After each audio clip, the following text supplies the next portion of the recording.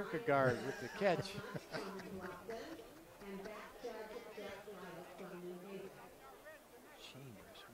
Chambers has got.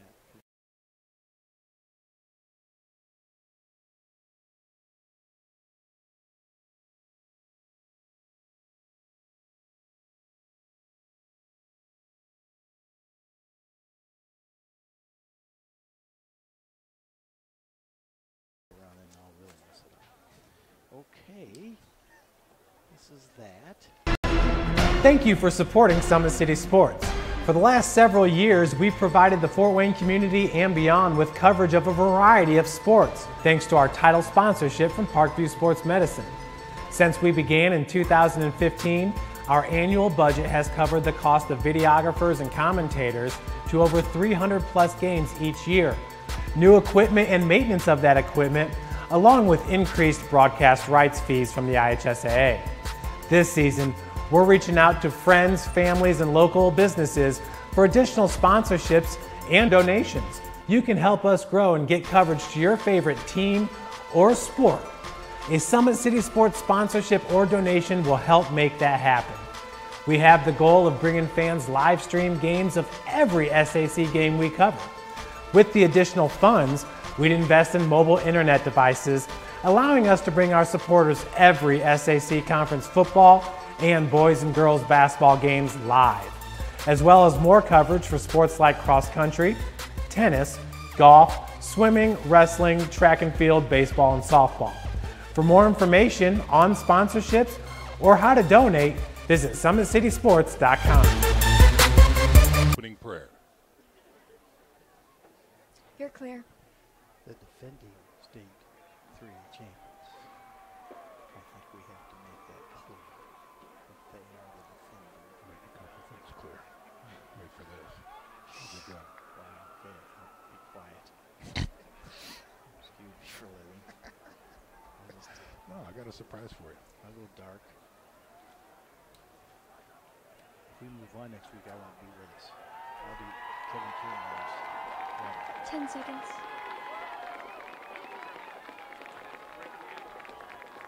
5, 4, 3, 2, 1. 500 years ago, Martin Luther posted his thesis on the doors. Tonight, it is the Bishop Luers Knights defending their home keep against the Concordia Cadets. Is this the culmination? We're about to find out. The 3A state champions come into tonight's contest at 7-4, taking on a 7-4 Bishop Luers Knights team, and both teams are vying for a sectional championship. Good evening, everybody. Sean McBride here, joined by Mark Watts up in the booth. On the sidelines, we have Dave X and Nick Gray. And Mark, we have a tremendous contest on tap tonight. What do you have for us, partner? Oh, I'm telling you, Sean, I'm really excited. This is going to be one great ball game, I feel. I'm going to get in a little bit the keys to victory real quickly before we get started. For Bishop Luers, offensively, they need to get yards on first down. Last time these teams played, Luers ran back the opening kickoff, and they didn't do much offensively after that. Defensively, be physical, put pressure on the freshman quarterback. And we're going to go ahead and take a little time out here for the national anthem, ladies and gentlemen, so let's take a listen.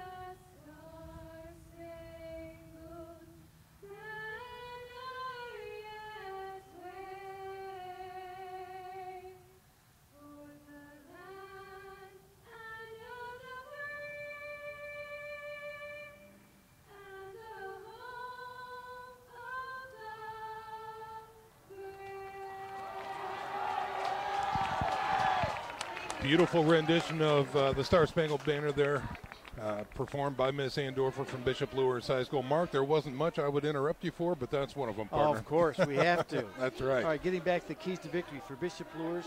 On first down, they need to get some good yardage. Defensively, be physical, put pressure on their freshman quarterback, Brandon Davis. Concordia, defensively, no big plays. Last time, they gave up the opening kickoff, like I said, and then the Luers offense didn't do much, so they can't afford to give up any big plays. And I think offensively for Concordia, Sean, they have to throw the ball a little bit. They're going to have to. But for both teams, I think this is the biggest key of the whole night. Field position. I don't think either one of these offenses can go 80 yards, Sean. So field position and take advantage of field position is going to be the biggest thing in this whole game, I feel. All righty, Mark Watts with the analysis pregame right there. Let's send it down to the sidelines and check in with the godfather of football, Coach Dave X, with field conditions and the coin toss. Godfather, what do you have for us? Thanks, Sean. Yeah, the coin toss, the Knights won the toss. They deferred. They'll be kicking away from the scoreboard towards the school. The field is in unbelievably beautiful conditions. Luers dads just outdid themselves. They painted the kneeling knight on both sides of the 50-yard line, center of the field. Wish you folks were here to see this beautiful field, but one thing you could share with us is this huge moon we got hanging up in the sky. We're all underneath the same moon, folks. That's it. This is going to be a great game. We're excited about it. That it is. Beautiful here at Bishop Luers Stadium. 50 degrees at kickoff time here, and the action is just about underway as the Concordia Cadets prepare to receive the ball from the Bishop Luers Knights. Peyton Howe and company coming out onto the field for the men in black. It looks like Concordia wearing the white jerseys with the crimson helmets and black pants. And we are ready to go. This is sectional championship football here, ladies and gentlemen, on Redeemer Radio. And we are moments away from kickoff.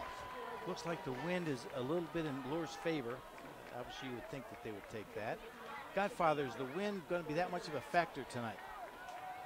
The wind is blowing from the scoreboard to the school the way the Knights are kicking. It could have an effect. I mean, the flag's going pretty strong out there. Okay, thank you. All right. Looks like a little player personnel miscue there for the Knights as Tyrion Hambarite checks in for them. And the officials come out, and we are nearly ready for the kickoff. Again, number 8, Peyton Howe from the 40-yard line, kicking left to right, north to south on your radio dial. Oh, wow, what a great night for a football game. Sectional championships. That's it. It's just fabulous. These two teams, we thought we were going to be here, and they are. Here is the kick. It's a nice kick, driving the defender back to the 3-yard line. Looking for some room, gets out to the 20, hits the scrum, gets out past the 20, close to the 24-yard line. And that is Anderson Drew on the return for the Concordia Cadets. All right, let's go offensively for Concordia. They've got Trey Freeman, Casey Coding, Jacob Dahl, Lucas Johnson, Zach Zollner up front. Chambers, Davis at quarterback, Pullinger at wideout, Marcus Morrow at a running back, and 2 other wideouts, Anderson Drew and Preston Curlegrand. The O-line averaging 6'1", 228 for the Concordia Cadets. And let's take a look, see what the freshmen can do here from the first play from scrimmage. 1st and 10, ball officially marked at the 23. Spread offense, man in motion now across the line of scrimmage. Here's a give to the tailback, running to the right side. Won't get much, maybe a yard to the 24, maybe the 25. Well, Sean, Bishop Luers went to a 4 front tonight. So defensively, we've got Alan Jackson at left end, Geely Hendricks at tackle, and Kamari Harris at another end. Then Jordan, Easley, Weber, and Presley at linebackers, and Childers, Gaston, and Hambright in the secondary. So they're going with a 4-man front tonight. I like it. All right, call that a gain of 2, bringing up a 2nd and 8 from the 25. Here's a snap, rolling out to the right side option. Ball is on the ground, and it is loose, and it looks to be picked up by Bishop Luers. Is the question, or is that second down? So, Sean. Okay, he got it. I saw some Bishop Luers heads go roll back like they had it in their hands. Hey, guys. Godfather, what'd you see down there? Oh, Mark's exactly right. That 40 front's going to cause these kind of turnovers. This freshman quarterback, Brandon Davis, he's a good one. But, I mean, if these Knights get into him like they were hitting last week, it could be some kind of game. Call that a loss of 4, brings up a 3rd and 12, Mark. Great technique by the defensive end that time. He kind of stalled and skated, wait for the quarterback to pitch it. Then he was right on that bad pitch. On 3rd and 12 from the shotgun. Here's a snap, give to the tailback. He's got some room, getting north and finally taken down north of the 25 to about the 26-yard line. And that's going to bring up a 4th and long for the Cadets. I just like this 4-man front. I think it sets up well, especially against Concordia's more option game. The freshmen, they don't have their junior star quarterback, the thrower, so they're going to run more tonight. Nice adjustment here by Bishop Luers' coaching staff to be at a forefront. Johnny Griggs, number 5, back for the punt. And it's a little high snap, but he's got it and waits and finally gets the ball off. Spiraling kick, takes a Concordia bounce inside the 40, into the 35, and will be touched up near the 33-yard line. So the first drive for Concordia stalls, and the punt goes down, and now the Bishop Luers Knights will take over on offense from their own 33-yard line. So field position was about even on this first drive. We're going to really watch field position tonight. So offensively for Bishop Luers, we'll get their group up here. Hey guys. Go ahead, Godfather. Oh, I thought that was interesting. He waited and waited and waited. Let his coverage get down the field before he punted. That was pretty interesting. Norman Kanapke alone in the backfield. Trips left, 2 wide right. Number 15 surveys the defense. Now a man in motion. That's Presley. They fake it to him. Screen to the left side. Caught and trying to get to the edge. Has the edge and taken out of bounds. That is Gaston, the speedster, on the outside, getting very close to a Bishop Luers first down. Well, we said they needed to do something on first down tonight, and they got their first one early. That's it right there. Yeah, he takes it all the way out to the 44-yard line, and that will be a first down. Excuse me, Sean, I'm excited here, but that was a nice call by Coach Lindsay. Nice throw and catch. Just throw it out there. It wasn't a hard throw. Gaston completed it, and get to your people in space, your athletes. Man in motion again now. Here is a play action. Give through the middle. That's Ty Hambright. No, Presley looking to get around. He bounces it outside, trying to get to the edge. Cannot shake the final tackler. He'll get north of the 45 to about the 47. Just supposed to go off tackle, and he bounced it out, and he's got the speed to get out there. That he did. All right, I'm going to get to the big uglies here for Bishop Luers. Sweeney for Slipe. Geely at center. Hendricks and Parnan up front, and then Gaston, Kanapke at quarterback, Dom Easley, and then we've got Childers, Presley, and Jed Enneking. That's your starting lineup for the Bishop Luers Knights. They are going to face a 2nd and 6 now after that gain of 4. Ball officially at the 48-yard line. Going to be a pro set this time. 2 backs, man in motion now. Childers, fake it to him. Oh, flag coming out. And this is probably going to cost Bishop Luers. Boy, this is something they cannot afford to do against this defense. Concordia's defense is awfully, awfully good. They've got so many of their players back from last year, Sean, that and last time these people played, they really held Luers in check offensively. So Luers cannot afford to have penalties like that against this good defense. It's going to be 2nd and 11 now as the Knights break huddle. Going to be twins to the left side, twins right, and a single setback in Presley. Kanapke in the shotgun. Looks over the defense. Here is a snap. Give to the tailback. Trying to find something and not much through the middle there. He'll get back maybe to the 44 is Jordan Presley, the ball carrier. Max Imler on the stop there. No one blocked number 80. Yeah. Miscommunication on the offensive line. So 3rd and 9. Let's see what they do here. Every conversion is critical. This is their first 3rd down conversion opportunity here. They have 9 to go. Again, twins right and left with a single setback. Working off the right hash mark is Kanapke. And it looks like we've got, again, a hard count but motion. And that will be another false start against the Bishop Luers Knights. This is so frustrating. So from 3rd and 9 to 3rd and 14 now, back to the 40-yard line. And this was very similar to the first game, where they just had a hard time getting started. They were in negative yards on their first 4 possessions the last game. That game against Concordia was on September 8th, and the final score was Concordia 28, Bishop Luers 7. And Luers ran the opening kickoff back.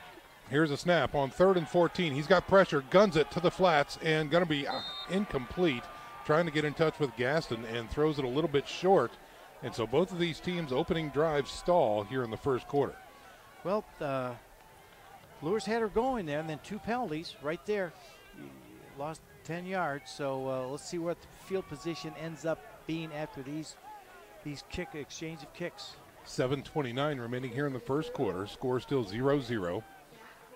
Here's Howe to kick the ball. He got it away. Good pressure that time by Concordia. Takes a Luers bounce. Looking for some room is Drew. Finally bouncing it out to the right side. He's got the room. He's down the field. Past the 50 to the 40. Takes a jump and hit. Spins out of a tackle. Still on his feet. Down close to the 30-yard line. There is a flag on the play back at the 40-yard line of Concordia.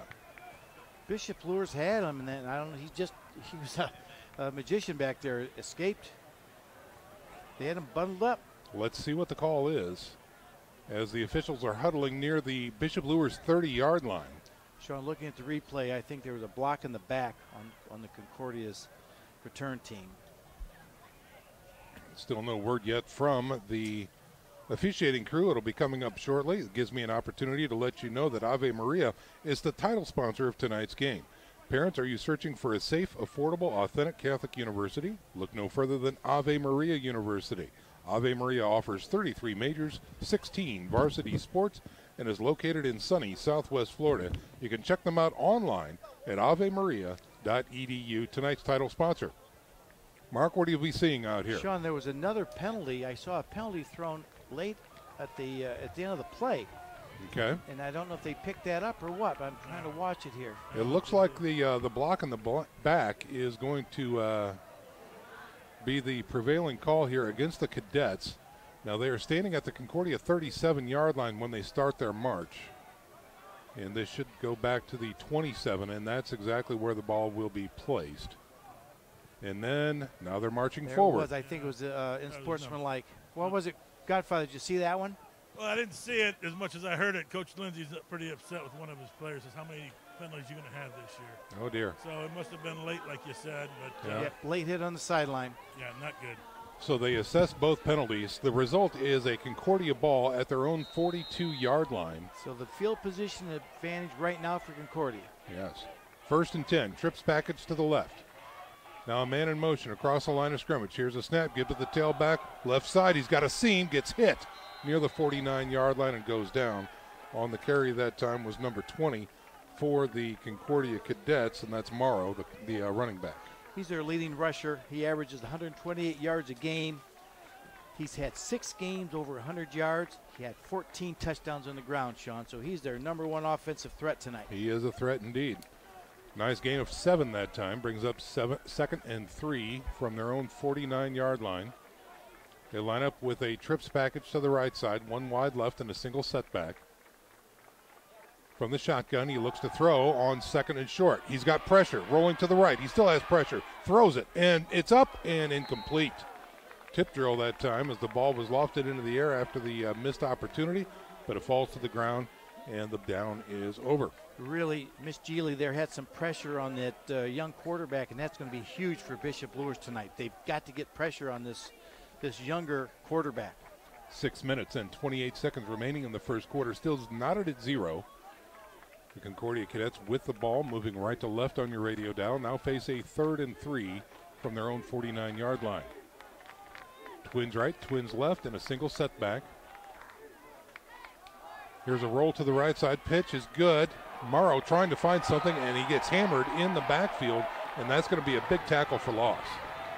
Again, Bishop Luers is ready for that option, and they just played it really well, Sean. They did. They did not try to kill the quarterback. They're kind of like stalling, letting him come to the defensive end. When he pitches it, then they turn, they go right to the outside. No gain. Good defense. We're going to bring up a 4th and 4 now after that tackle, and the punt team is on for Concordia again. Punter is Griggs. High snap this time, but he does have the ball, gets the kick away. It's a low kick, and it takes a Concordia bounce and a flag coming out now. It will be touched up near the 26. What was that flag, Sean? There shouldn't be any blocking, I would think, because there was knowing no one's going to catch it. Let's see what the call is as the Bishop Luers offense takes the field. This is going to be holding against Bishop Luers. Another penalty so far here in the first quarter. That's 4. Wow. Tough to win that way. Well, this is not how this is getting to be a little deja vu all over again here in that first game. Yeah. I watched that game again today, Sean, just to try to get a feel for that game. And the first 4 drives of that game were getting to be like this. Sure, yeah. So the ball is now resting at the 16-yard line of the Knights.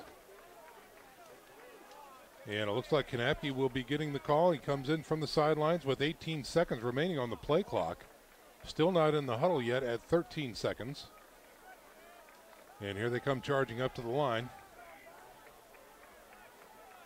Surveys the defense under center now, Kanapke. And here is another flag. Another flag, and this could be motion against Bishop Luers again. And it is. Boy. Well, it's getting late early for the Knights, as we like to say. The ball is now back at their 11-yard line. And you talked about it, Mark. This is deja vu all over again. Here's what happened the last game in the first half. Hang on, and we're going to run this play first here. On first down, here's a snap. Kanapke under center. They try the counter through the middle. Gets a push. Going to take it up near the 14-yard line. What do you have for us? Okay, the first possessions. Lost 9 yards, blocked punt. Lost 5, bad snap on a punt. Lost 1, 0, plus 6, half. So they had negative yards in the first game at halftime. Wow. It's going to bring up a second and about 13, maybe 14 now for the Bishop Luers Knights. Kanapke under center with a single setback. Wide out left and right. Here's the snap. Looks to throw. Throws it. Gaston, he's got him. He turns the corner. And a good shoestring open field tackle that time by the defender for Concordia. So they will mark a gain on there and bring up a 3rd and long coming out for the Bishop Luers Knights. Coyote Griggs, the free safety, really made a nice play on that one. That he did. He was one-on-one with Gaston, and he made the play. Griggs also the punter for Concordia. And let's see what they do here. Another critical 3rd and long coming up for Bishop Luers. They were not able to convert on the first possession. Let's see what they can do on the second. Here's a snap, blitz coming. And Presley's got the ball, zigzagging his way through the middle of the line, gets north of the 25 out to the 26. Hey, guys. I think he's got it. Godfather, what do you have? No, see, there's the first down. After all that adversity, they get the first down. They can't do one thing about the last 7.5 minutes of this first quarter, but they sure can't control what they do the rest of this ball game. There you go. 1st and 10 for the Knights. Ball resting in between the 26 and 27-yard line with 4:09 remaining here in the first quarter. Still zeros on the scoreboard. Bishop Luers moving left to right on your radio dial, or north to south. Here's a Wildcat now. Man in motion. Right to left. Here's a snap. Option. Here's a pitch. Presley has the ball going to the wide side of the field, trying to make the corner. Can't get there. And he's going to be dropped. Going to see where they mark it on the far side of the field here. So again, Ty Hambright acting as the quarterback that time, Mark. We've seen Bishop Luers install the Wildcat on numerous occasions. Maybe not enough this year, but well, it's been very effective when they have run it, and Coach Lindsay must say, hey, let's give Concordia a different look tonight. So right. I like it. I think it's a good move. So no gain on the play. Brings up a 2nd and 10. Again, Hambright acting as the quarterback. Man in motion. That's quarterback keeper around the left side. Little misdirection, and he's off to the races. The 40. He's got one man to beat. Tackled from behind near the 50-yard line. Hambright takes the quarterback keeper around the left side and moving the chains again for Bishop Luers.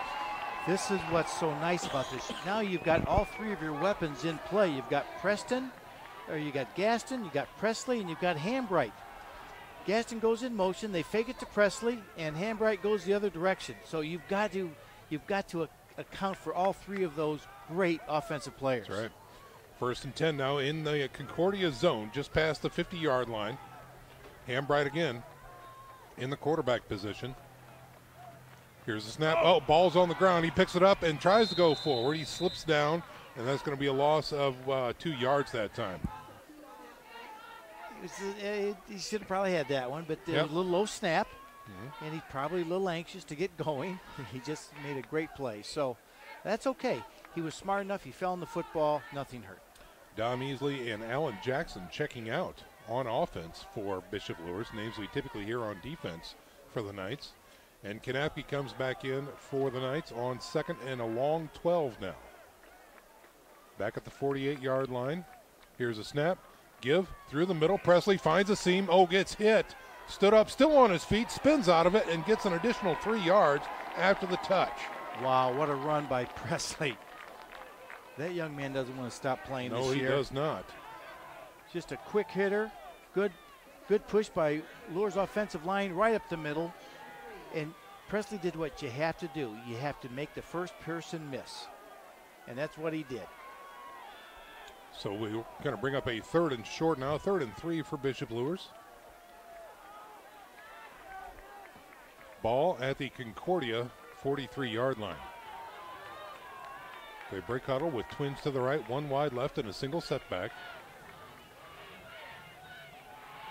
Kanapke in the shotgun, looks to throw, screen, right side. It's up, Gasson has it. He's hit immediately and dropped right at the 45-yard line. Andrew Fortmeyer just read that and played it well. That's right. A great one-on-one tackle out here on Presley. So a loss of 2 on the play brings up 4th and 5 from the 45-yard line. Peyton Howell on the field now for Bishop Luers, preparing to punt the ball away with under a minute to go here in the first quarter. Still, Sean, a huge drive by Bishop Luers. They were in there deep in their own territory. Now they're going to put Concordia right back where they are going to be. And let's see what the bounce happens. Can he escape it? No, it just trickles into the end zone. So that will be a touchback. They were hoping to touch it up deep and give Concordia a long field. This one's going to be a little bit shorter after the touchback. So 35.9 seconds remaining here in the first quarter, and your score still 0-0. The Bishop Luers Knights hosting the Concordia Cadets. I thought the biggest play on that whole drive for Bishop Luers was a completion to Gaston, because they had 2nd and long, and what he did, he hit about 10 yards and got him in the 3rd and reasonable position that they picked up. So good play by Kanapke.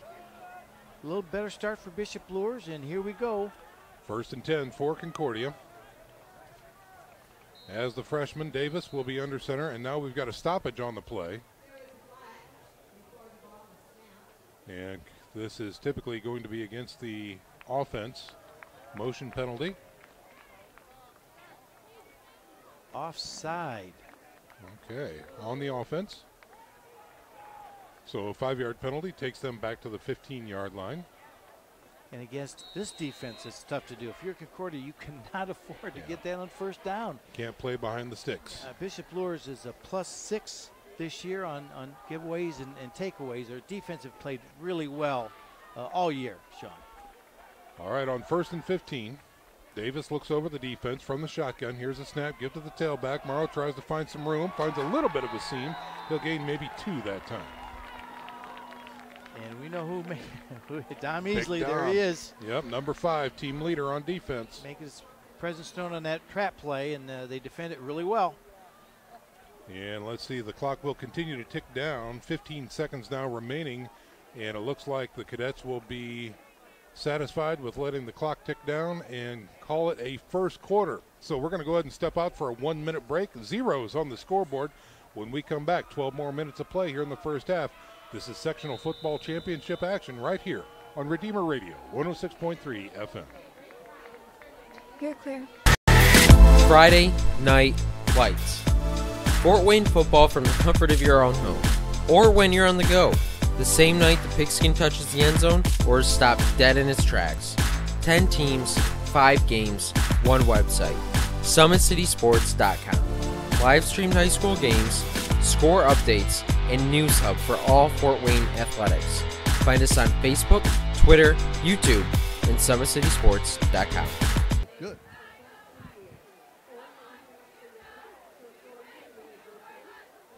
Okay. I haven't looked. Got it.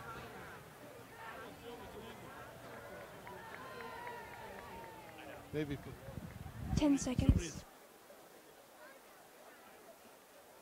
5, 4, 3, 2, 1.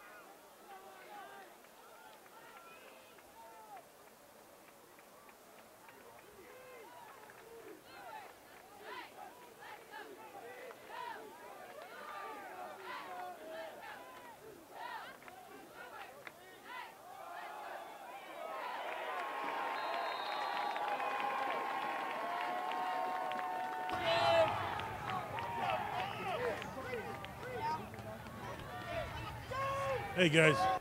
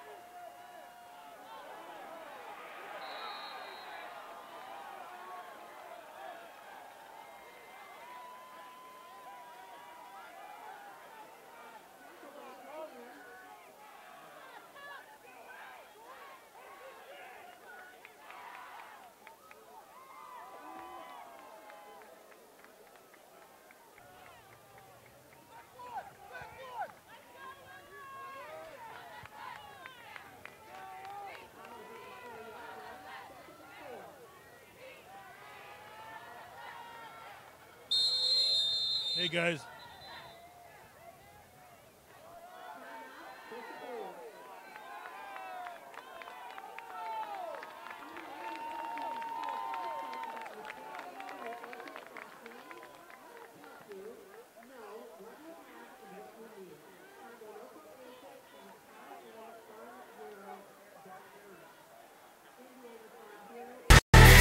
Friday Night Lights.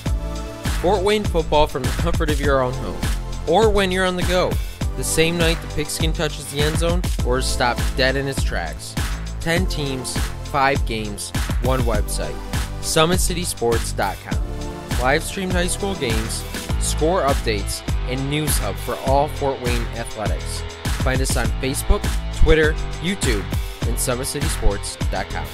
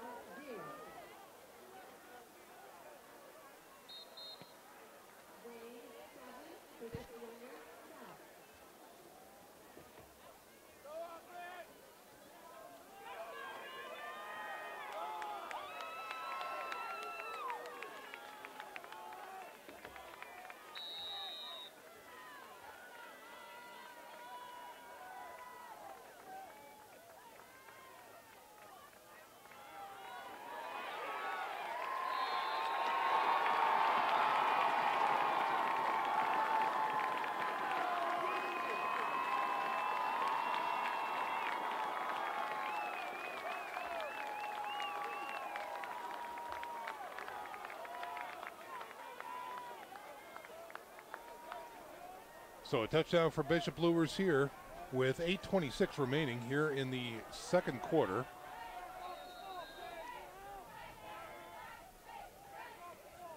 Pate now in for the point after attempt.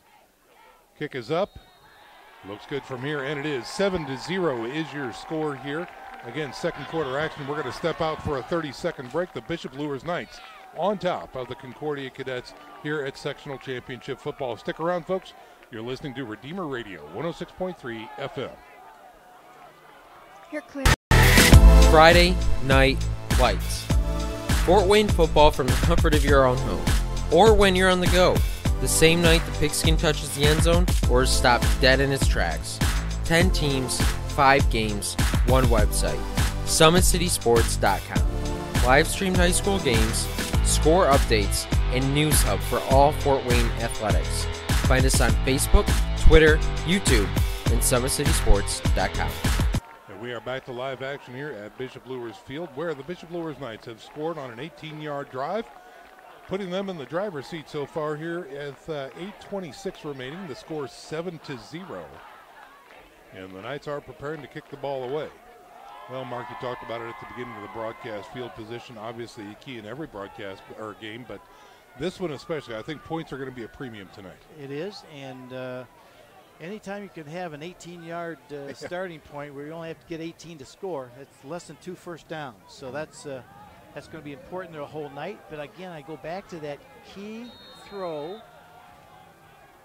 that Luers made to get a little bit of room to get out to midfield to get this field position. Here is the kickoff, and it is going to trickle into the end zone. So Peyton Howe's kick, a nice one that time, and overturned by Concordia, and they will take over 1st and 10 from their own 20-yard line. He hit that one, just about hit the pylon. That's right. But it didn't. He got it right inside the pylon in the end zone. So good kick. Football fans, H&L Electric is your full-service electrical contractor. From commercial and industrial to residential projects, H&L Electric can handle the smallest to the largest for your business or residence. Call Pete Henry at H&L Electric. So here we go. Concordia Cadets back on offense now, trying to fight their way back from this 7-0 deficit here in the second quarter. Brandon Davis, the freshman quarterback, looks over the defense in the shotgun. He's got a single setback. 2 wideouts to the right, 1 wide left. Here's a quick give to Morrow, trying the off-tackle play, and he's going to push his way forward for a gain close to the 24-yard line. Gabe Hendricks and Kamari Harris, the defensive tackle and end on Bishop Luers' right side with the stop there. And I'm telling you, Bishop Luers' defensive front are really establishing the line of scrimmage. They are not getting that push. Concordia's not getting the push downfield. Call that a gain of 3, bringing up a 2nd and 7 now. Cadets break huddle, same formation. Offset to the right is Morrow. 2 wideouts to the right. And here's a misdirection, play action. He looks to throw. Davis into the flats. He's got a man. It is tipped and caught.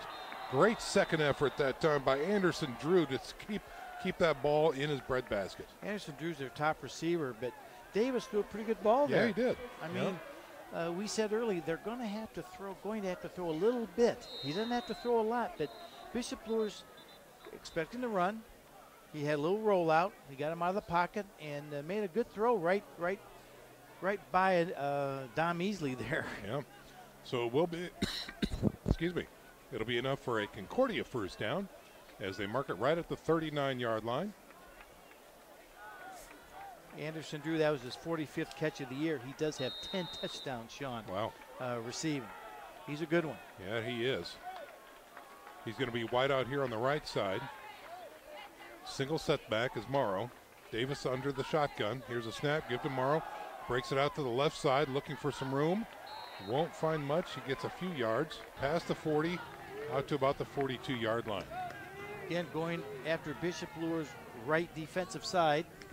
And they're playing pretty well over there. Yeah, that's Gabe Hendricks they're running at. And, right. yeah. Well, he's got Geely as the opposite tackle, so good. Bishop Luers with a 4-man front showing some good stature so far. Another gain of 3 brings up 2nd and 7. From the shotgun, Luers shows blitz. Here's going to be an end around. No, bootleg to the left.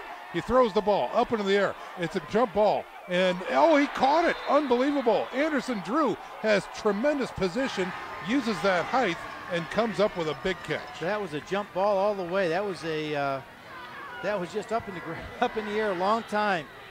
And he got drilled. That Brandon Davis got drilled after he threw this one. Got it off. But it was just a jump ball, and Anderson Drew went after it. He had position. Used that 6'1" frame to go up and get it, and it was successful. They are now in Bishop Luers territory inside the 35 to the 33-yard line with a 1st and 10. Well, what's got him down here is two big pass plays. Yeah. From the shotgun, Brandon Davis, the freshman. Here's a snap. Give to Morrow. Finds his way through the trap. Gets into the linebacker core before he is taken down inside the 30-yard line at about the 28. Hey, guys. Let's check in with Dave X. No, I think that offensive score against this strong Concordia defense has got the offense fired up, but it's very important these Knights not break here. They need to make a goal line stands here as the Cadets try to score. They need to stop them. Ball is resting at the 28-yard line, brings up a 2nd and 5 for Concordia. 2 wide outs to the left, 1 wide right is Drew. Morrow in the backfield. It's a handoff to him through the. He is stuck hard right at the line of scrimmage and driven back. Who was big 63 right there, Mark? Wow. What a stick. Verslip. Wow. That was a shot he delivered right there. He just came in the game and he made his presence known. Yeah. So they gave him 1 yard on the forward progress, brings up a 3rd and 4, critical 3rd down conversion attempt here for Concordia to keep the drive alive. Again, this is 2nd quarter action with 5:09 remaining. 7-0 is your score. Bishop Luers on top of Concordia. Concordia driving just outside the red zone at the 27. Well, Concordia's formation, everybody, so Anderson Drew is one-on-one out here toward us. Here's a snap. He looks towards him, checks off screen over the middle. He's got it. Morrow has looks to be a first down before he's tackled in the middle of the field. That was really a good screen by Brandon Davis.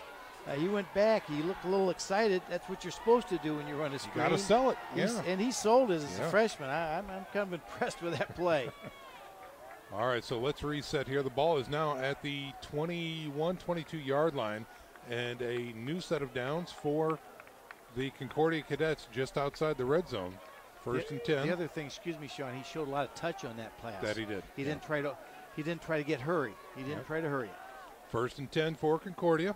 Here's a snap. Again, give to Morrow. Following his lead blockers through the line. He gets inside the 20 to the 19.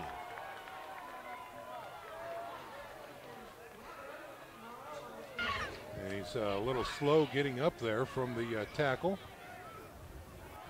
And it looks like he's going to come off and take a little breather after that hit. That was a gain of 2.5, maybe 3. Brings up a second, and we'll call it 7 now. Ball just inside the 20-yard line at the 19. And Concordia comes up to the line. Again, now 2 wideouts to the right side, 1 wide left and a single setback. Wing to the right as well. Here's a snap, rolling, option, pitch. Pitch is good.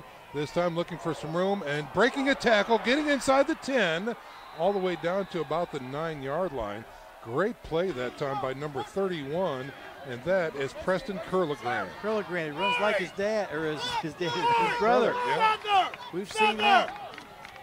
So they mark him down at the 7-yard line, and 1st and goal coming up for the Concordia Cadets. Pretty impressive drive here after Bishop Luers scored. Yes. The state champ, let's don't forget that. They're defending state champions, and they're showing why not right now, Sean. And if they are successful, this will be an 85-yard drive. Yep. It started after the touchback and an offensive penalty back to the 15. Here's a snap. Give to Curligran through the middle. Does he cross the plane? Touchdown. A 7-yard scamper by Curligran right through the middle, and the Cadets answer. Well, I think that those were set up by 2 big pass plays. You're right. By the freshman to Anderson Drew. One was about 15 yards on 3rd down, and the other one was about 30 yards. And that gave them the good field position where they were in 4-down territory, and then they started to run the ball again. Kaczynski, number 91, in for the PAT. Awaiting the snap. Snap is good, hold is good, kick is up.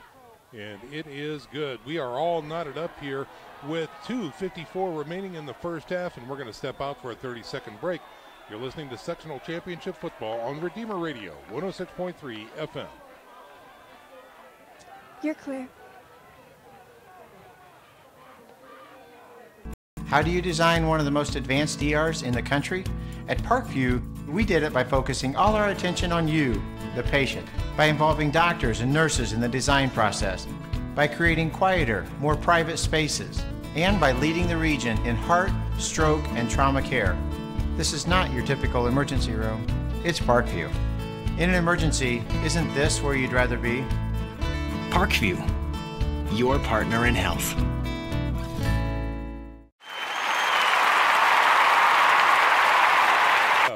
At 7-7 with 2:54 remaining here in the first half. Well, this is just we knew it was going to be a good ball game. Darn right. And it is 7-7, 2.5 minutes to go in the second quarter.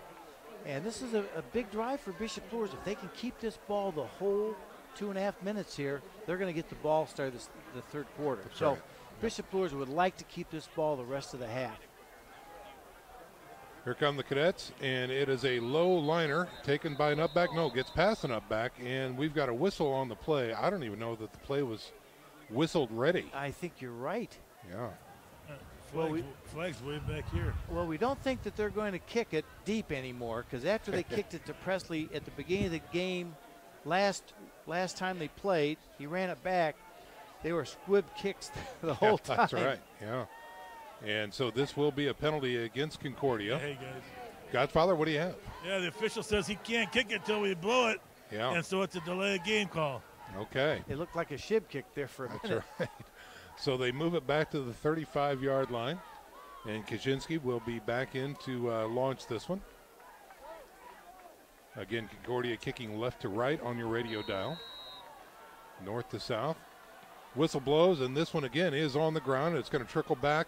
And Hambright's got the ball, looking for some room, dances through that line, and he is going to get maybe a yard or two after he touches it. And he's going to be knotted up about the 36-yard line. Let's check in with Dave X. Well, last week against Norwell, the very first kickoff, Luers deferred, and Norwell kicked an onside kick, got the ball. So then they got the ball during the first half, and they got it in the second half. So, I mean, hey, that might have been what they were thinking right there. They just kind of shibbed it. That's right. All right, so the ball is resting at the 36-yard line, and here comes Bishop Luers on offense. They are led by the junior quarterback, Norman Kanapke. Number 15, he's in the shotgun. 2 wideouts to the left side. Here is a snap. It's going to be a throw out to the flats and well incomplete. And so I don't know if that was miscommunication or what happened, but the ball was well off the mark there. A little miscommunication. There's a flag also down there. Oh, there is. Ah. And I think this is going against Bishop Luers. Illegal man downfield. How can you, that was a pretty quick throw. Yeah. Okay, so this will be a penalty against Bishop Luers of 5 yards back to the 31-yard line. Going to bring up a 1st and 15 for the Knights. And looking at the replay, he was downfield. Okay. Kind of nice having Summit City Good here, call. isn't it? Yes. Yeah. Okay, so they break huddle. Come to the line with that same formation. 2 wideouts to the left side, single setback. Kanapke on 1st and 15. Concordia shows blitz. He's got pressure, rolls out, trying to avoid the pressure, throws it out of bounds. And, oh, maybe not. Was it caught? No. So a Concordia defender caught the ball, but he was out of bounds. So the interception does not count. Looks like Kanapke was just trying to throw it out of bounds. He Right. got flushed out of the pocket with the blitz, and he just didn't get enough on it. Hey, guys. Right. Godfather, what do you have? Hey, these cadets are great on defense. That guy went for that football. You throw it in my area, you throw it to me. He caught the ball. Unfortunately, his feet were about 3 inches out of bounds. Yeah. That's Bryce Woods on the defense there for the Cadets that time. Okay, so let's reset. Now it is 2nd and 15 from the 31 for the Bishop Luers Knights. 2:37 remaining in the first half. They got to get something going here. Now a man in motion is Gaston. Fake to him, give to the tailback, running around the left side. That's Presley, breaking tackles. Oh, could not make the corner and slips down after a gain out to about the 37. Bryce Woods, the 6'2", 160-pounder, just got enough of his arm, and he slipped a little bit to put him down. But, boy, if he wouldn't have done that one, Presley could have been off to the races. We've seen that. Timeout on the field called by Concordia. We're going to step out for a 30-second break. You're listening to Sectional Championship Football on Redeemer Radio 106.3 FM. Friday Night Lights. Fort Wayne football from the comfort of your own home. Or when you're on the go. The same night the pigskin touches the end zone or is stopped dead in its tracks. 10 teams, 5 games, 1 website. SummitCitySports.com. Live streamed high school games, score updates, and news hub for all Fort Wayne athletics. Find us on Facebook, Twitter, YouTube, and SummitCitySports.com. Live action here with 2:26 remaining here in the first half. 7-7 is your score. Bishop Luers now talking things over during this timeout called by Concordia, as Bishop Luers is now facing a 3rd and 9. And Concordia wants to preserve some clock, Mark. They sure do. If they stop him here, call another timeout, they're going to have the ball with a lot more than 2 minutes left in the half. Sure. Well, let's see what Bishop Luers can do here, working off the left hash mark on 3rd and 9. Going to be a trips package to the right side. Kanapke will have a single setback. Here is the snap. He looks to throw. Screen pass opposite side. That is Presley. He's racing down the end zone or sideline. Spins out of 2 tackles. Gets across midfield down to about the 42-yard line. Boy, what a nice call by Coach Lindsay, and that screen pass was well set up. That was huge for the Bishop Luers Knights. They retain possession, convert on 3rd and long, and a first down coming up in Concordia territory at their 42. And then again, you get your ball in space to the playmaker. On 1st and 10, here's the snap. Give to Presley, and now a whistle comes in. Another false start against Bishop Luers. Wow. So just when they were trying to build some momentum, another penalty against the Knights moves them back 5 yards, out to the 47 now. Still some time on the clock, just over 2 minutes to go here in the first half. Facing a 1st and 15 now. Kanapke gets the play from Coach Lindsay and comes to the huddle. Sean, that was a big first down because it looks like they can maintain possession throughout this half. Right. Trips package to the right now. 1 wide left and a single setback. Kanapke awaits the snap. Pressure showing through the middle. Here comes the blitz. It's picked up. He looks to throw. He tucks it and runs. He's north of the line of scrimmage. Down to the 40. Running out of bounds. Inside the 40 at about the 37. Kanapke that time gets some good positive yards. What a nice play by Knapke. He saw the blitz. He pointed to the blitzer to tell his offensive line to pick him up.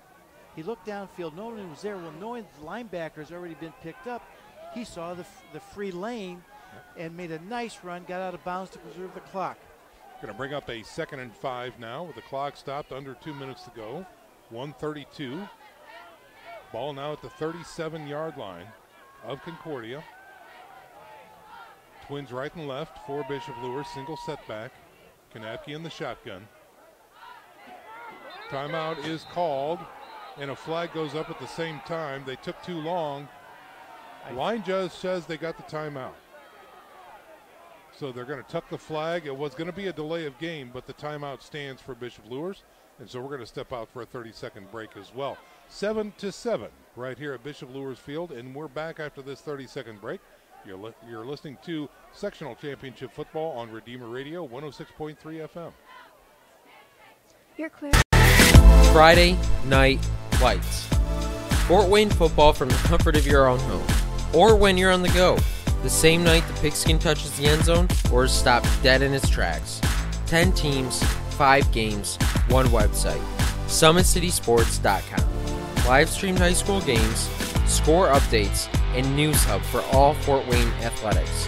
Find us on Facebook, Twitter, YouTube, and SummitCitySports.com. Back to live action here. This is getting ready to wrap up the first half of play. We're knotted up at 7s. Bishop Luers with the ball facing a 2nd and long 5 at the 37 of Concordia. Knapke will be under center this time. Tight formation. Wide out left and right. Here's a snap, reverse, halfback pass as Gaston now has pressure. He gets hit and he's going to go down, and that is going to be a huge play for the Concordia defense. It was a reverse pass, like the play. Concordia is just smart. They were ready for anything. They just played their positions in the secondary. Yeah, they kept the pressure coming and were able to get to Gaston and drop him for a loss back at the 44-yard line. So just as they were inching towards Peyton Howe's range, they are well out of it now on 3rd and 12.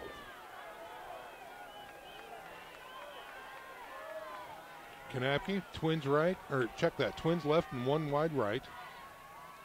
Looks over the defense. Here is a snap. Give to the tailback. Running through. That is Presley getting good yards down to the 30-yard line. He's got the first down. All right. Wow. I like that call. Very conservative. And now Luers is in within probably 10 yards of field goal range, Sean. So almost a 20-yard run that time by Presley. Sets them up with a fresh set of downs. Keep going. There's 35 seconds left. Come and on. The clock is running. From the 30 on 1st and 10. Here is a snap. Knapke looks to throw, looking left, firing left, throwing left. It is caught. Childers makes the catch and steps out of bounds outside of the 20 with 23 seconds remaining. Good call. Just a good throw and catch. Nice catch by, or nice throw by Knapke. Got it to the out of bounds. Got the clock stopped. Call that a gain of 8. Brings up a 2nd and 2 at the 22-yard line. Well, they're looking about a 39-yarder. Looks to be. That's in his range. Let's see if they can get the ball a little bit closer for some additional insurance here. On 2nd and 2, Knapke in the shotgun. Presley beside him to the right. Here's a snap. He's looking to throw. Looks left. Goes left. Airs it out. Deep and incomplete that time. He was looking for Hambright. There is a flag on the play. Could be the defender was impeding Hambright's progress. I believe so. Let's see what the call is. It is pass interference on the defense. With 19.8 seconds remaining here in the first half, Bishop Luers gets a break there, and we are knotted up at 7. Let's see what they choose to do here. Maybe one more play before they bring in Howe. Let's see what the play call is. Well, Bishop Luers has one more timeout, so okay. They've kept one in their pocket. That's smart. Well, with Presley and Gaston and Hambright in the backfield, let's see what they do here on 1st and 10 from the 11-yard line. Well, having that timeout back in their back pocket, they can do anything they want here. Right. They will line up with a single setback. That's Presley, offset right. 2 wideouts to the left. Pressure coming through the middle. He throws the fade pattern, right side, going up, and caught. Caught! Yes. Unbelievable! A backside catch by Gaston. and the Bishop Luers Knights score. Everybody in the stands were holding their breath on the far side of the field. Gaston comes up with a huge acrobatic catch. That was the best throw I've seen Kanapke throw this year. He threw it to the outside, only where Gaston could catch it. Threw it away from the defender. Yeah. Perfect fade. That was a beautiful, beautiful throw. Wow, a 22-yard throw and catch, or check that, 11-yard throw and catch from Kanapke to Gaston. Howe's kick is up. Oh, it's blocked. The PAT is blocked, and that could have consequences later on down the road, but for now, we're going to step out for a little 30-second break. 13-7 is your score with 14.9 seconds remaining in the first half. This is sectional championship football action right here on Redeemer Radio, 106.3 FM. Friday Night Lights. Fort Wayne football from the comfort of your own home, or when you're on the go. The same night the pigskin touches the end zone or is stopped dead in its tracks. 10 teams, 5 games, 1 website. SummitCitySports.com. Live streamed high school games, score updates, and news hub for all Fort Wayne athletics. Find us on Facebook, Twitter, YouTube, and SummitCitySports.com. 1. We are back to live action here at Luers Field, where in the waning seconds of the first half, an 11-yard throw from Kanapke to Gaston puts the Knights on top and in charge, 13-7, with 14.9 seconds remaining. Well, Sean, I don't sound negative here. It was a great, great drive, but that point to come back to haunt. Just in these playoffs, it just seems like every point is so important. So, and we saw that last week. Right, we surely did. With a missed extra point. So, hope that's not going to come to fruition, but here we go. Here is a low liner by Howe, picked up near the 19-yard line, and it is a return on back out north of the 30 to about the 34-yard line. And that time it was, I believe that was Bryce Woods on the return for Concordia. Yes, he wanted a face mask, but the Luers defender grabbed the top of his helmet. Yeah. And that's legal. So the ball is now at the 34-yard line of Concordia. They have a first down, but not a lot of time whatsoever. 10 seconds remain here in the first half. The score 13-7, Bishop Luers on top. I would think Concordia's just going to run one play, a running play. Going to halftime, down 6, they'll be happy. And quarterback under center this time. He might even take it. Yeah, it looks like a victory formation here for Concordia. And that's exactly what they're going to do. No pressure, and that is the end of the first half. The Bishop Luers Knights 13, the Concordia Cadets 7. And we're going to take a 1-minute break. When we come back, our halftime presentation.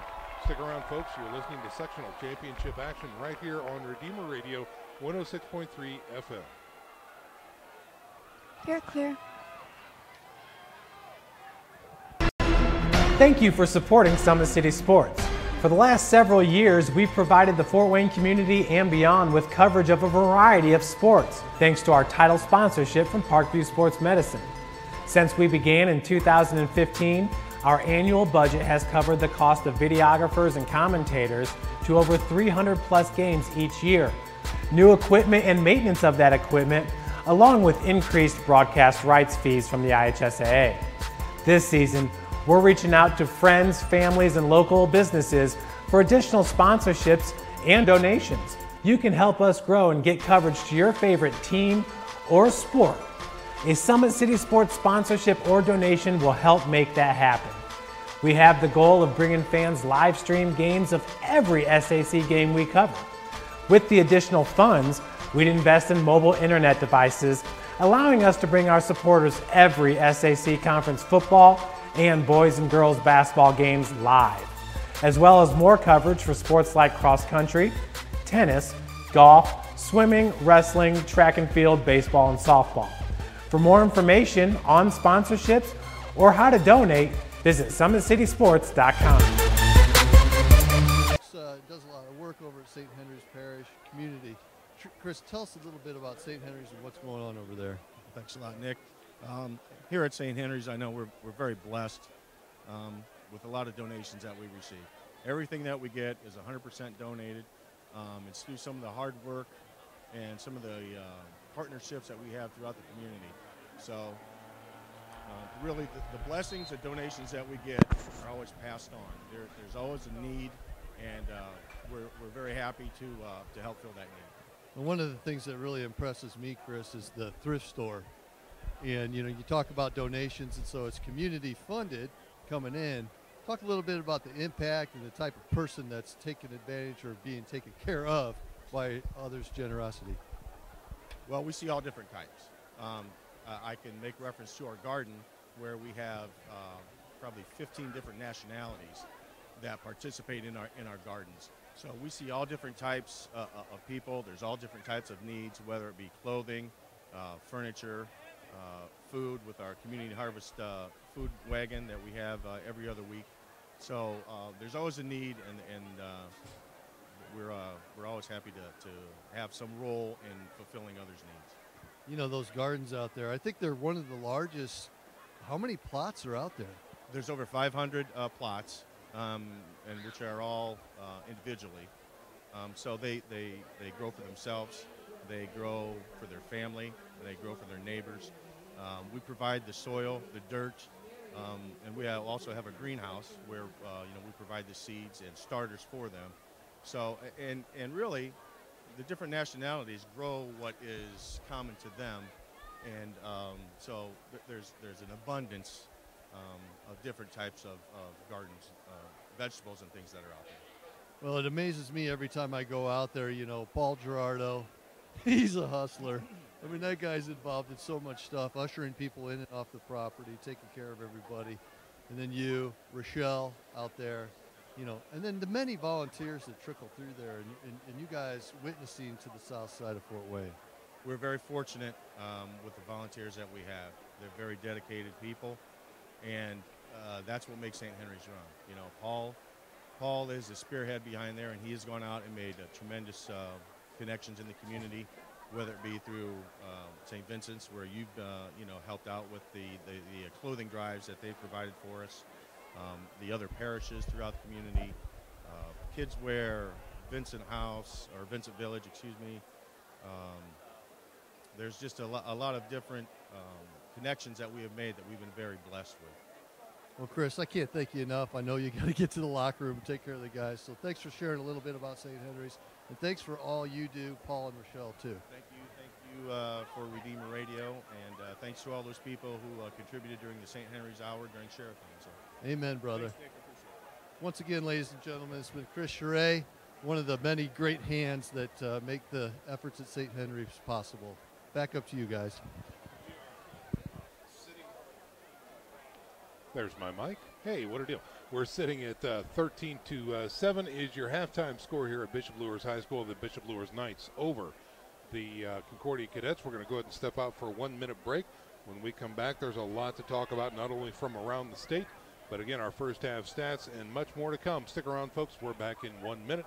You're listening to the halftime presentation here with Sectional Championship Football on Redeemer Radio, 106.3 FM. You're clear. Carolyn, whereabouts are we? We're doing Momper and what, Mary? Momper and Oni.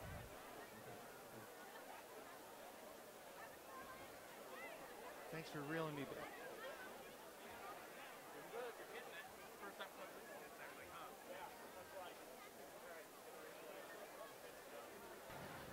Hey, you guys called it there, Mark. The Knights missed that extra point, but the positive is they get the ball here second half.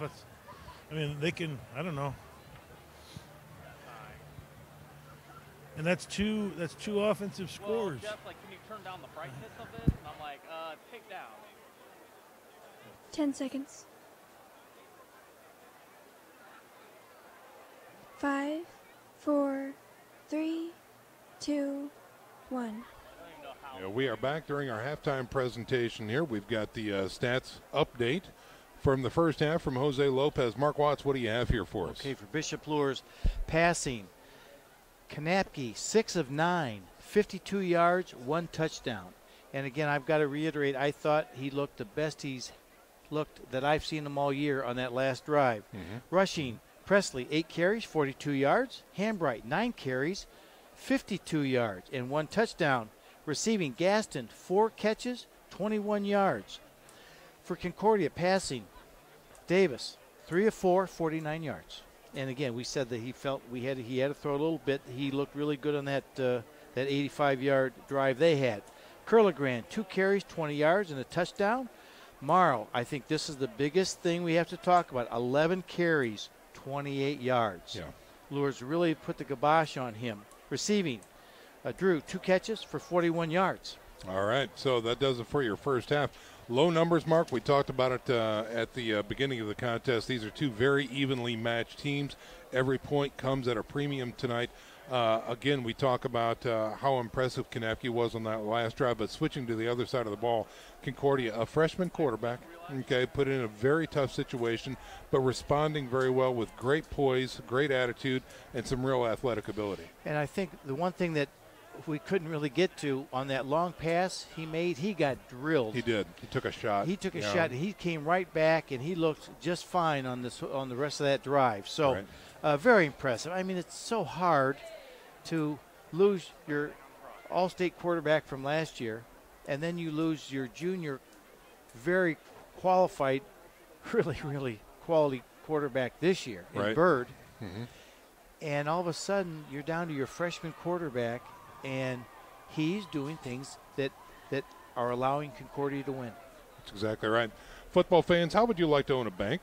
Notre Dame Federal Credit Union members already do. Convenience, better deals, and great service are already being enjoyed by Fort Wayne area members. The country's largest Catholic credit union is growing in Fort Wayne. Notre Dame Federal Credit Union. Where you bank does matter. Folks, we're going to step out for a 30-second break. When we come back, we're going to get thoughts from the sidelines with the godfather of football, Coach Dave X. Stick around, folks. This is our halftime presentation, and you're listening to Sectional Playoff Championship football action right here on Redeemer Radio, 106.3 FM. You're clear. How do you design one of the most advanced ERs in the country? At Parkview, we did it by focusing all our attention on you, the patient, by involving doctors and nurses in the design process, by creating quieter, more private spaces, and by leading the region in heart, stroke, and trauma care. This is not your typical emergency room. It's Parkview. In an emergency, isn't this where you'd rather be? Parkview, your partner in health.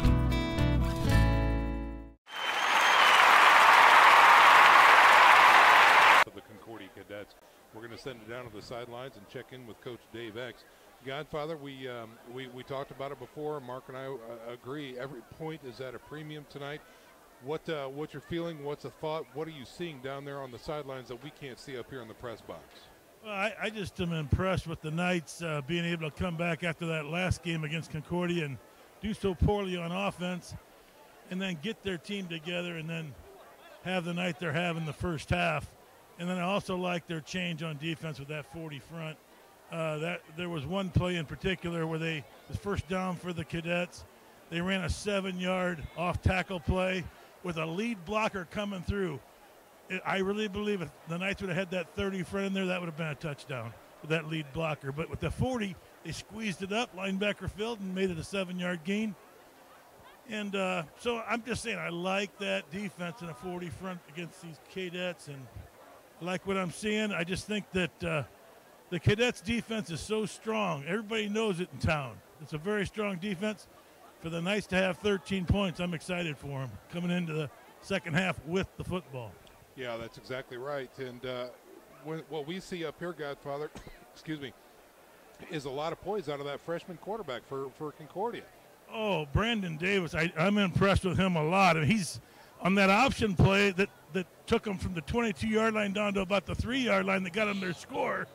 He watched that end, pitched just right, and the end was caught in no man's land between the quarterback and the pitcher. Pretty exciting. Great stuff. All right, Godfather, we're going to let you have at it. So we're going to go ahead and just recap things here. 13-7 is your halftime score with Bishop Luers on top of the Concordia Cadets.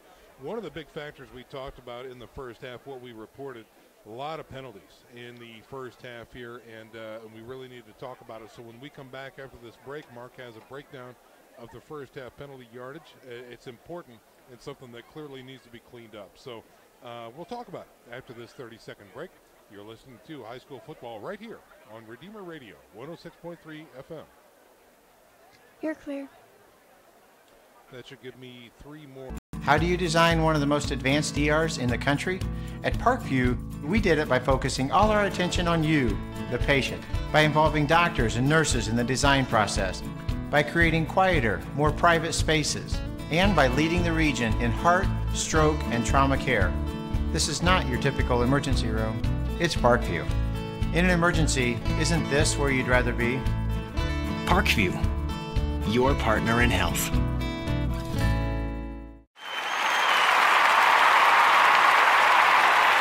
Mark, the first half penalties, and they were very costly.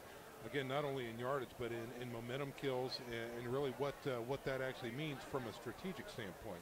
What kind of numbers do we have so far? Well, Sean, Bishop Luers 6 penalties for 45 yards in the half, and I know 4 of those were in the first maybe 7 or 8 plays. Right. So they really started out rough, and then they did clean it up. You know, you said about you have to clean it up. They did clean it up, especially in that last drive, which we'll talk about a little bit later. Concordia, only 4 penalties with 35 yards, but what hurt them, they had a block in the back on a punt return, and they were down at the Bishop Luers 20-yard line with Bishop Luers having an unsportsmanlike conduct that had been on the 10-yard line. Yeah. And that came all the way back, and they started about the 35 of their own territory. Right. So that we've talked about field position all night, but there would have been one where they lost a lot of field position. Yeah, at least 70 yards. Exactly, yeah. on one penalty. So these penalties, and they're going to still be important, I believe, in the second half. Sure. And field position, again, you can say what you want, but Concordia had a heck of a drive, 85-yard drive, which was important. Bishop Luers had an 18-yard drive. They won the field position battle on that sequence, and they ran the punt back to Concordia's 18. That was an easy touchdown. Then here at the end, I think they started about the 35-yard line of their own and had a nice 75-yard drive. So we have seen a little more offense than we possibly thought, but it's because the quarterbacks have been able to throw the ball a little bit better. Yeah, I think you're right. Right now we're going to, these games have repercussions, and everyone looks forward to who they may play next if they're able to survive these contests. So let's go down and check in on the sidelines with Nick Gray from Scores from around the state. Well, guys, I've got Snyder's beating Carroll right now, 31-0 at the half. Wayne, Bishop Dwenger, that's an exciting game just like this one here. Bishop Dwenger's leading at halftime 21-14. They will be playing, the winner of that game will play Angola or Culver. And right now, Angola's leading that 14-3. Bishop Luers, they'll be playing the winner of the Mishawaka-Marion-Jimtown game. And right now, Mishawaka-Marion's leading that one 14-0. Another game I have is Woodlands beating Central Noble 15-7. And I don't know why I'm following this one, but I am. But Penn is beating Warsaw 40-0. So back up to you guys. Okay. Oh, do you have to bring up Penn? Oh, sorry. I wasn't going to say anything, and then when I said it, I was like, oh, Mark's not going to like this one. Oh, man. Penn. Good stuff. Yeah. All right, folks, we're going to take our final leave here as we get ready for third quarter action. We are back in 90 seconds. Your halftime score 13-7. Bishop Luers on top of the Concordia Cadets.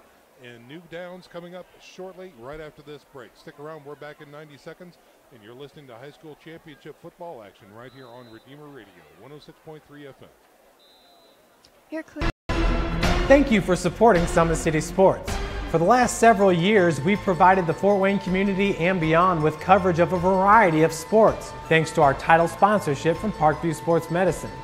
Since we began in 2015, our annual budget has covered the cost of videographers and commentators to over 300 plus games each year. New equipment and maintenance of that equipment, along with increased broadcast rights fees from the IHSAA. This season, we're reaching out to friends, families, and local businesses for additional sponsorships and donations. You can help us grow and get coverage to your favorite team or sport. A Summit City Sports sponsorship or donation will help make that happen. We have the goal of bringing fans live stream games of every SAC game we cover. With the additional funds, we'd invest in mobile internet devices, allowing us to bring our supporters every SAC conference football and boys and girls basketball games live, as well as more coverage for sports like cross country, tennis, golf, swimming, wrestling, track and field, baseball, and softball. For more information on sponsorships or how to donate, visit SummitCitySports.com. 10 seconds. 5, 4, 3, 2, 1. Just a reminder, football fans, that Hubcap Express is the expert in run-flat tires and plus-size fitment. If you need your rim straightened, Hubcap Express fixes bent wheels. For all of your tire needs, visit Hubcap Express, located at 606 West Coliseum Boulevard, and on the web at hubcapexpress.com. Well, we are wrapping up our halftime presentation here. If you're just joining us, welcome. Thanks very much for being with us. 13-7 is your halftime score. Bishop Luers on top of Concordia. Along with Mark Watts, I'm Sean McBride. And Mark, let's take a look at the second half as we look into our crystal ball. What says you as to some changes or things that Concordia might do differently in the second half? Well, I think they're going to come out and they now know that they can sustain a drive. Right. I think it's going to come down, Sean, with both teams on who can throw it a little bit better. I really believe this, to be successful in the playoffs, in the Indiana high school football playoffs, you have to be able to throw some. You don't have to throw it 30 times a game, but you have to be able to throw it some. Here's what they did in the first half. The quarterbacks, Konatke, 6 for 9 for 52 yards. What does that tell you? It's not a lot of yards, but he's a lot over 50%, and he hit a touchdown. Right.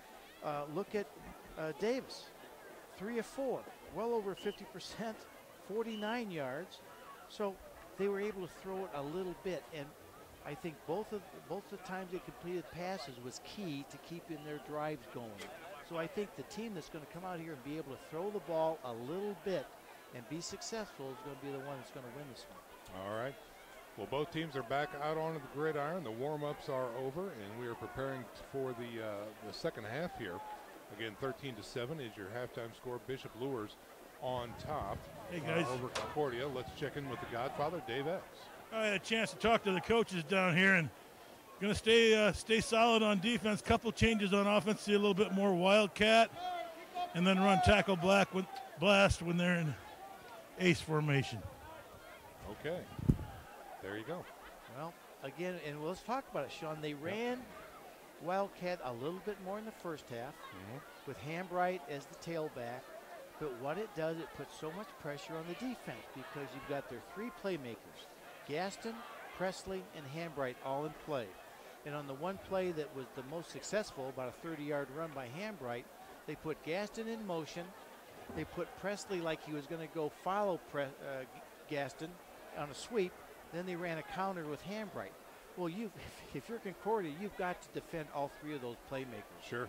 And it just gives a lot of pressure, puts a lot of pressure on the defense. So to hear they're going to come back with a little bit more of that, I like that idea. I think it's a smart play. Yeah, precisely right. Okay, so we are getting ready to kick things off here as Concordia comes out, ready to kick the ball away.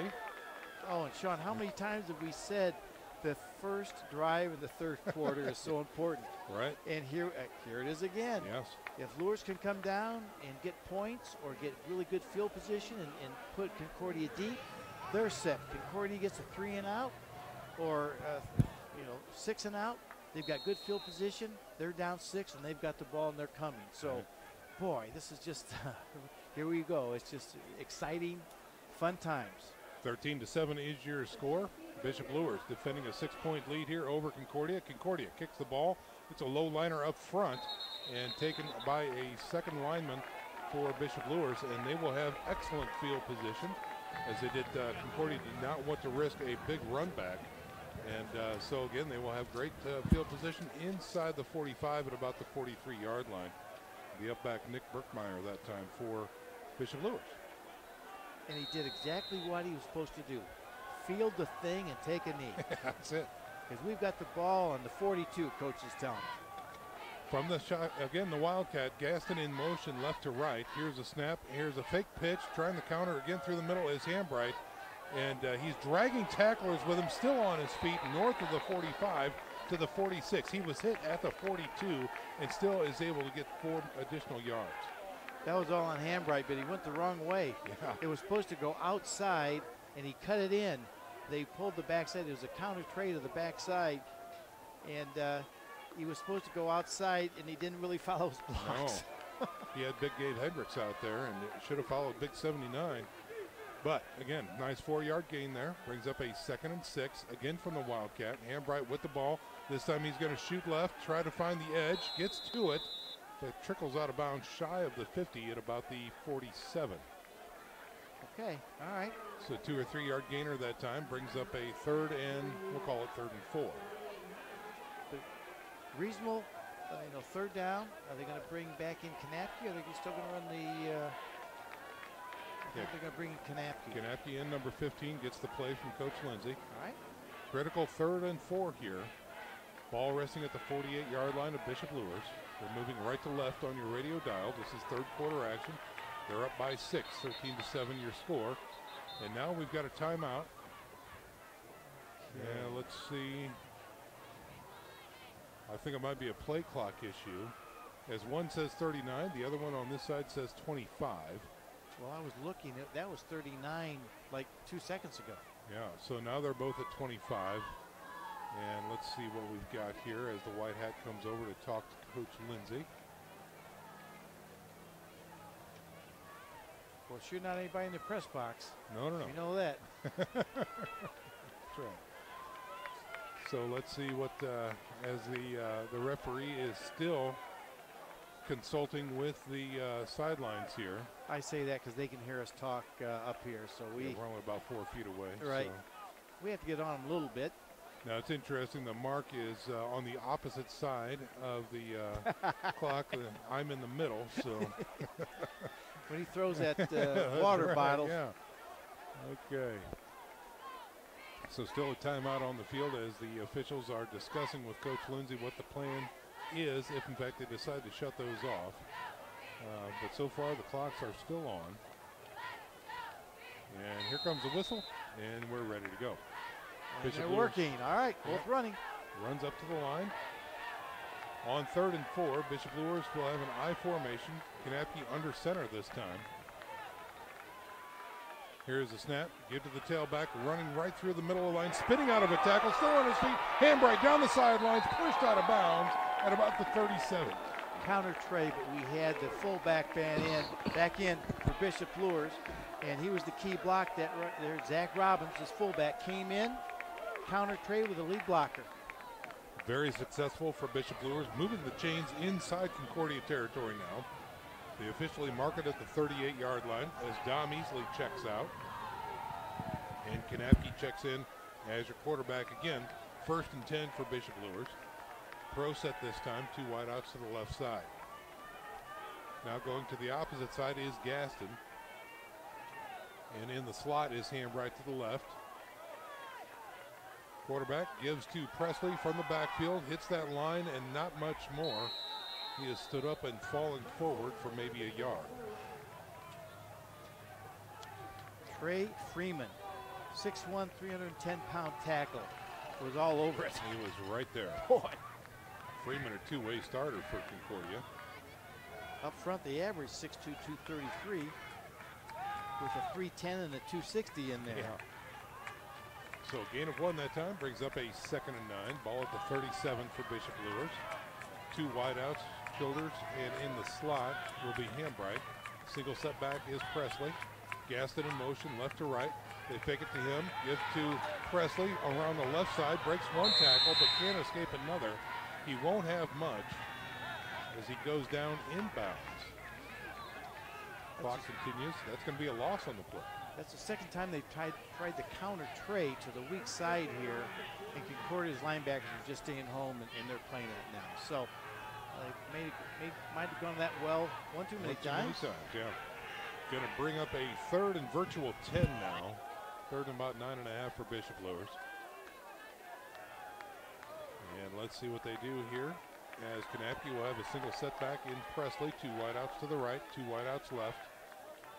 Here is a snap. He looks to throw, checks off, goes to the right side, throws to the flats, has a man wide open. That is Gaston, who created separation. He catches the ball inside the 20, still on his feet, takes 4 cadets to bring him down.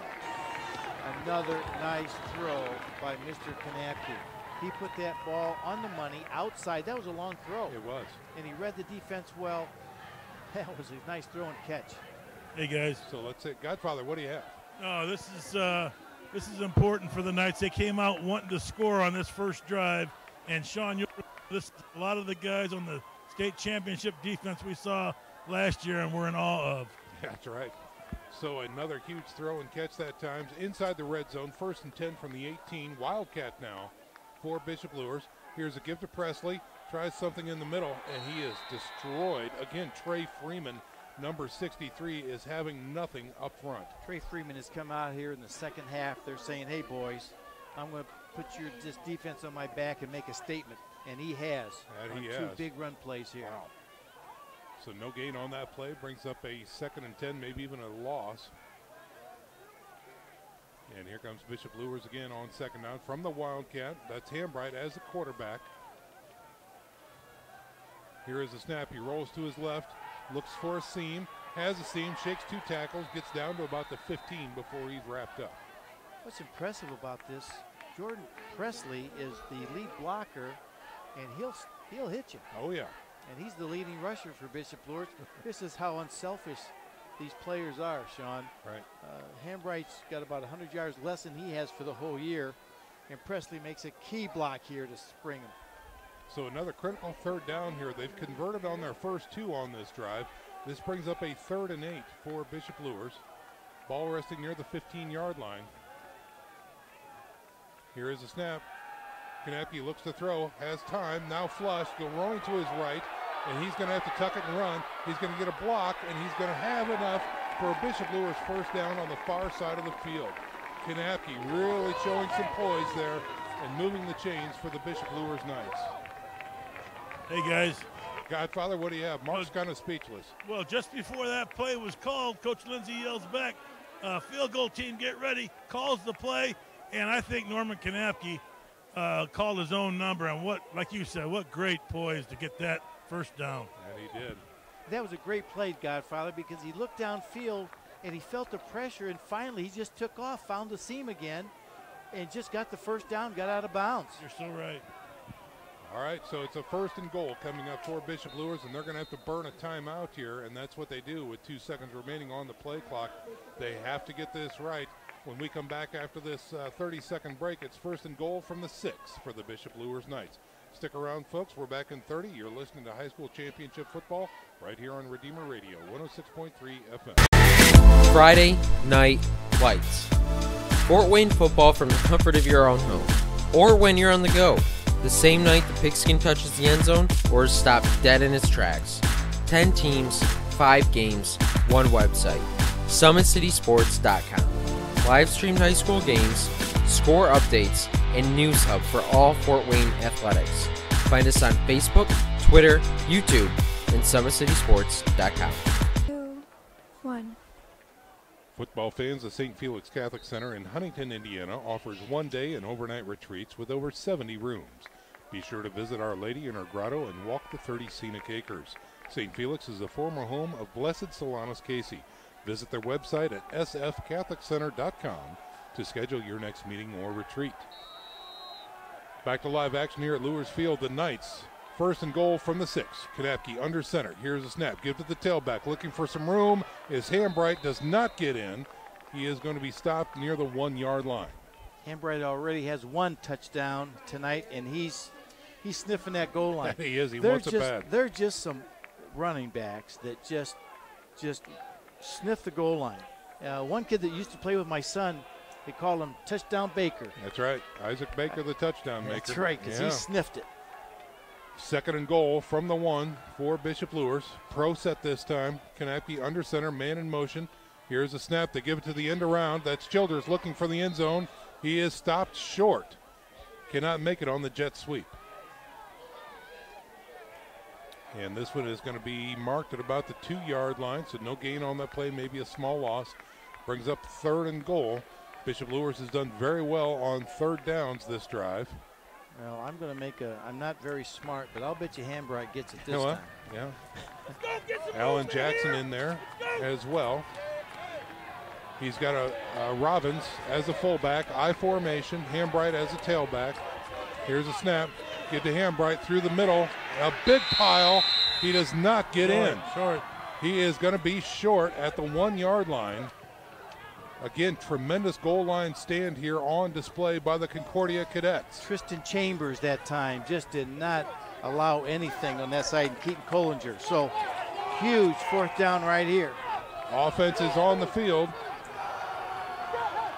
Hey, guys. Sidelines are getting amped up. The fans are on their feet. Godfather, what do you have? Well, this is what Dwenger did last week, and he called for his field goal team, but now they're going for it. Here we go. I formation. Kanapke looks over the defense. Off tackle. Here's a snap. Going to the right. Got his block. He's in. Touchdown. Good call. Tyrion Hambright gets it on the off tackle right. The reason I said that, they've been bringing linebackers in the A gaps. Yep. So Coach Lindsay saw that, said, hey, we're not going to go over the center. We're just going to go off tackle where we've got some seams, and great call. And Zach Robbins with a key block that time. Springs Hambright, and a score for Bishop Luers. That was a good call. All right. Peyton Howe in for the PAT. One was missed earlier. Let's see if they can convert this one. It is up and good. And correction there, it wasn't missed. It was actually blocked. So, and a flag comes out by the referee after the play. And a whistle blows. We've got stoppage, roughing the kicker. They took a shot at Peyton Howe. And let's see see what coaches decide to do here. Yeah, Howe went down after that kick, and we'll see what the play call is after this. So we're going to step out for a little 30-second break. You're listening to Championship Football here on Redeemer Radio, 106.3 FM. You're clear. Friday Night Lights. Fort Wayne football from the comfort of your own home, or when you're on the go. The same night the pigskin touches the end zone or is stopped dead in its tracks. 10 teams, 5 games, 1 website. SummitCitySports.com. Live streamed high school games, score updates, and news hub for all Fort Wayne athletics. Find us on Facebook, Twitter, YouTube, and SummitCitySports.com. Is now your score after the timeout with 5:45 remaining here in the third quarter, Mark. Sean, Norman Kanapke, I just can't say enough about this young man tonight. He made 2 huge plays to keep that drive going. He threw the one to Gaston for about 15 yards, and then the scramble that he didn't hold it too long. He didn't try to too much. He just wasn't there, took it, run, saw the daylight, and got about another 20 yards. So a huge series for Norman again. Here is a low liner by Peyton Howe on the kickoff. And it is well covered that time, and the return is going to be stopped near the 27-28 yard line. This is what Bishop Luers wanted to do to Concordia's offense.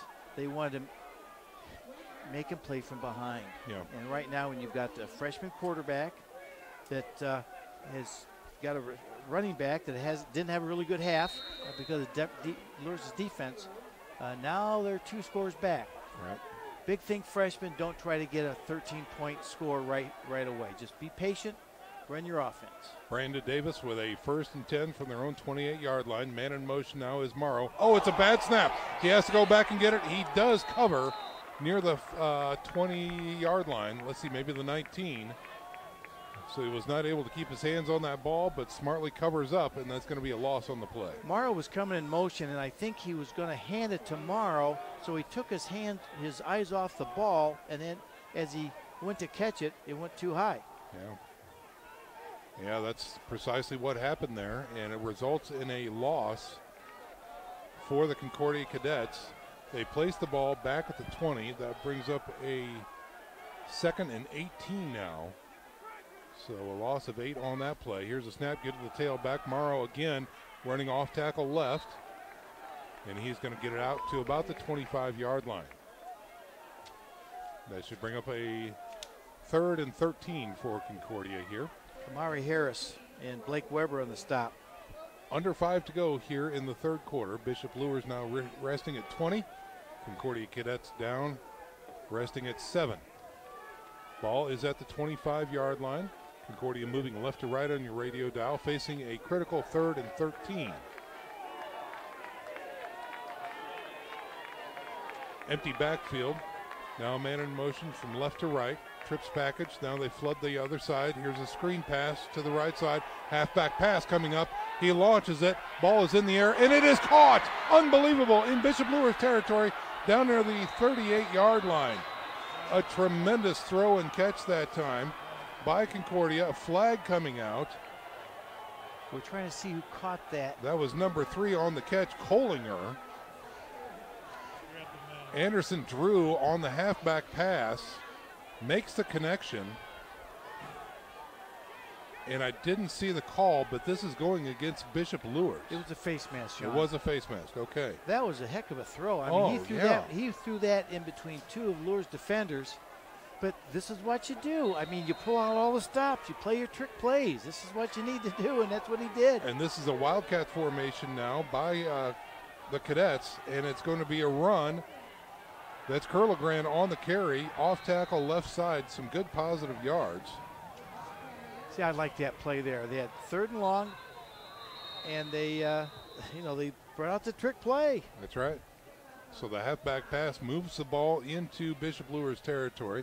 Curlegrand's run is for about 6, and now we've got a player down on the field on the far sidelines.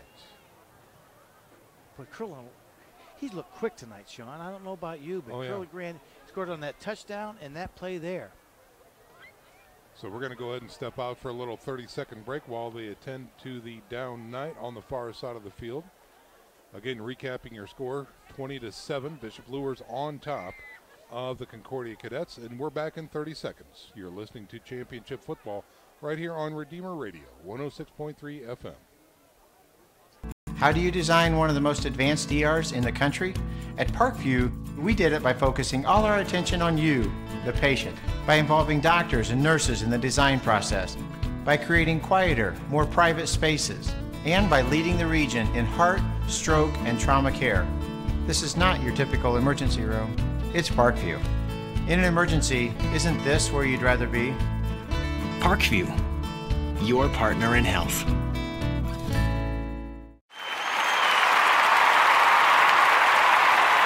Under his own power right now, and so they will reset, and the Concordia Cadets will be facing a 2nd and 5 coming up after the Curlegrand carry. That would be a huge loss for Bishop Luers because he is their leader on defense and one of the leaders in the whole team. All right, Curlegrand lines up as a quarterback. A ball is on the ground. He muffs the snap. He's hit in the backfield, falls forward, and will be dropped at about the 30-yard line. Blake Weber right there, middle linebacker.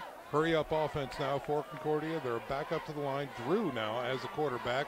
Rolls to his right, looking for a seam, and he finds it. A hit on the outside, takes it down to about the 20-yard line, and that should be enough for a Concordia first down. Boy, Concordia, this is impressive, Sean. They're coming out with everything. Again, hurry up offense. Curlegrand now the quarterback. On 1st and 10, rolls to his left, looking for some room, takes it around the edge, gets into the linebacker core, and has a nice run on his hands, nearly 10 yards, down to about the 10-yard line. And what this Wildcat does, it takes the quarterback out so you have an extra blocker. And this is what Bishop Luers likes. Here we go again. Pushing the tempo. Again, Drew the quarterback, rolls to his right, looks to throw back left, has some pressure, goes up through the middle, gets stuck, and is hit by 3 Knights inside the 10, to about the 8-yard line. And one is Dom Easley, so he's back on the field. Now this brings up a 2nd and goal now from the 8 for Concordia. Very high tempo now, but here they will huddle up instead of going with a direct snap.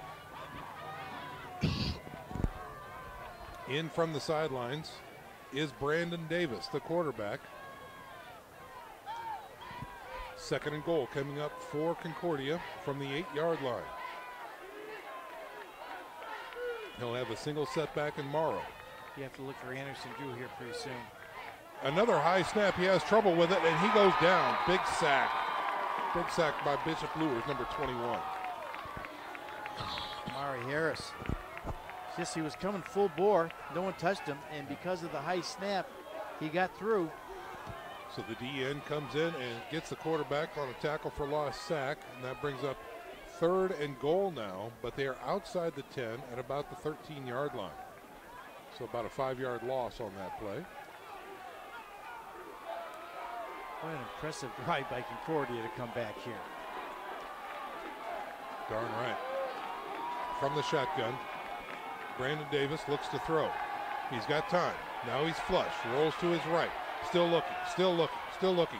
Decides to fire to the middle. Tipped and caught by Concordia. Touchdown.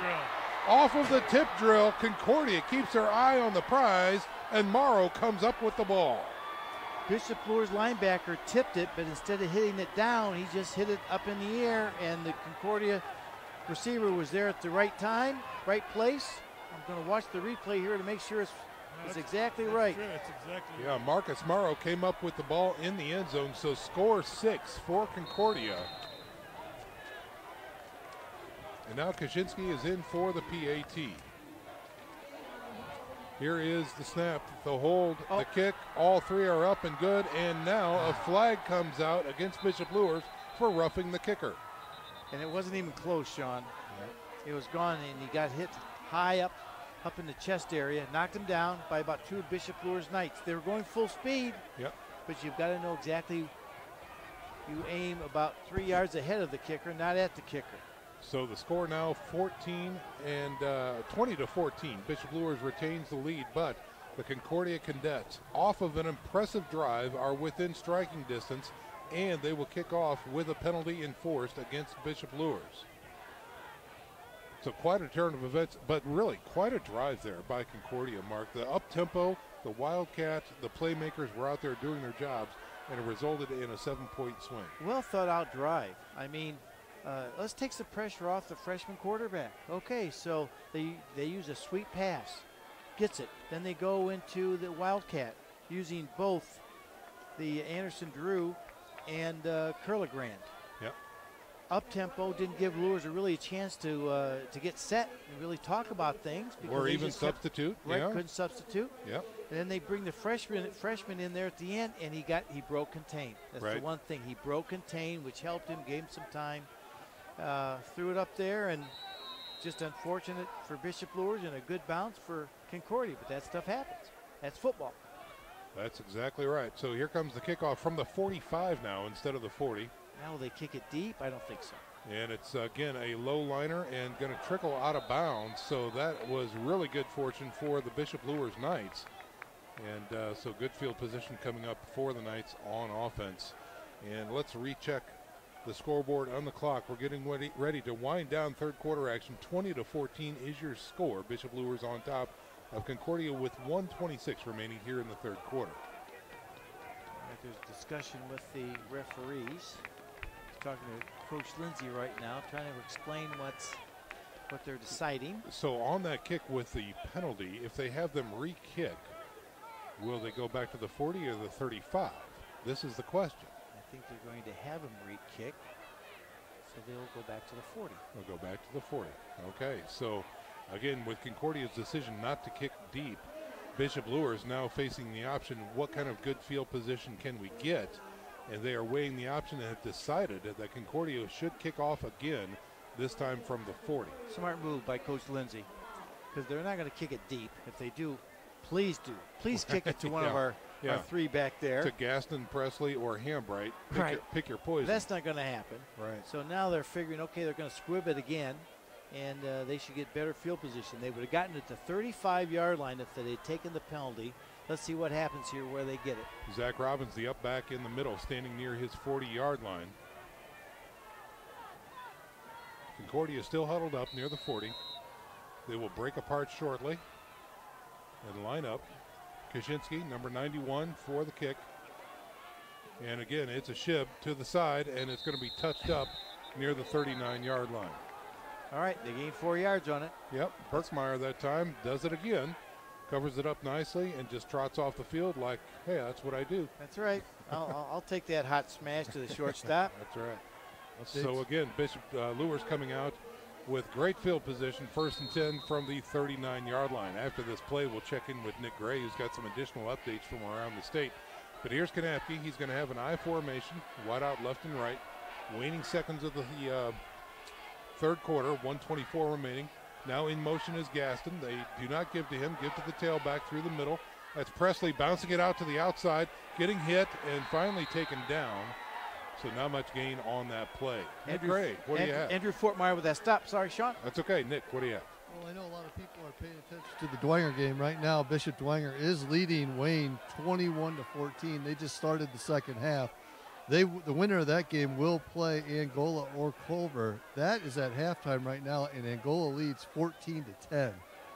They are a half hour behind us, so we'll keep you updated the rest of the evening. Back up to you guys. 2nd and 9 for Bishop Luers now. Same formation, 2 wideouts to the left and an I formation behind Kanapke, who is under center. Looking over the defense. Here is the snap. Give to the tailback. That's Presley bouncing it outside left. Looking for that edge. Stiff arm. Gets the edge. Gets downfield and knocked out of bounds near the 47-yard line. Bishop Luers continues to go with this counter tray, and we've talked about it all year, where they fake one way and then they bring the backside tackle and guard up the other way, because Concordia is blitzing their linebackers. Normally that linebacker has to stay at home to defend that play, so they're running that because it forces Concordia not to blitz as much. That brings up a 3rd and 1 for Bishop Luers. Again, on their previous drive, they had an excellent outing on 3rd down. Let's see what they can do here. On 3rd and 1 from the 48. Again, that I formation, Kanapke under center. Hard count this time, doesn't pull him off sides. Right up the gut.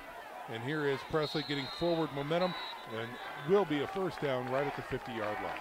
And coaches on both sides are very happy. Luers tried to pull him offside. Luers didn't jump. Concordia didn't jump. Good football. And that's going to do it, I believe. Let's see what we've got here. 20 seconds remaining. They will not get another playoff. It's time for the 4th quarter, ladies and gentlemen. We're going to step out for a little 1-minute break. Your score is 20-14. Bishop Luers on top of Concordia. 12 minutes left to play. And we are back in 30 seconds. You are listening to high school championship football playoff action right here on Redeemer Radio, 106.3 FM. You're clear. Friday Night Lights. Fort Wayne football from the comfort of your own home. Or when you're on the go. The same night the pigskin touches the end zone or is stopped dead in its tracks. 10 teams, 5 games, 1 website. SummitCitySports.com. Live streamed high school games, score updates, and news hub for all Fort Wayne athletics. Find us on Facebook, Twitter, YouTube, and SummitCitySports.com.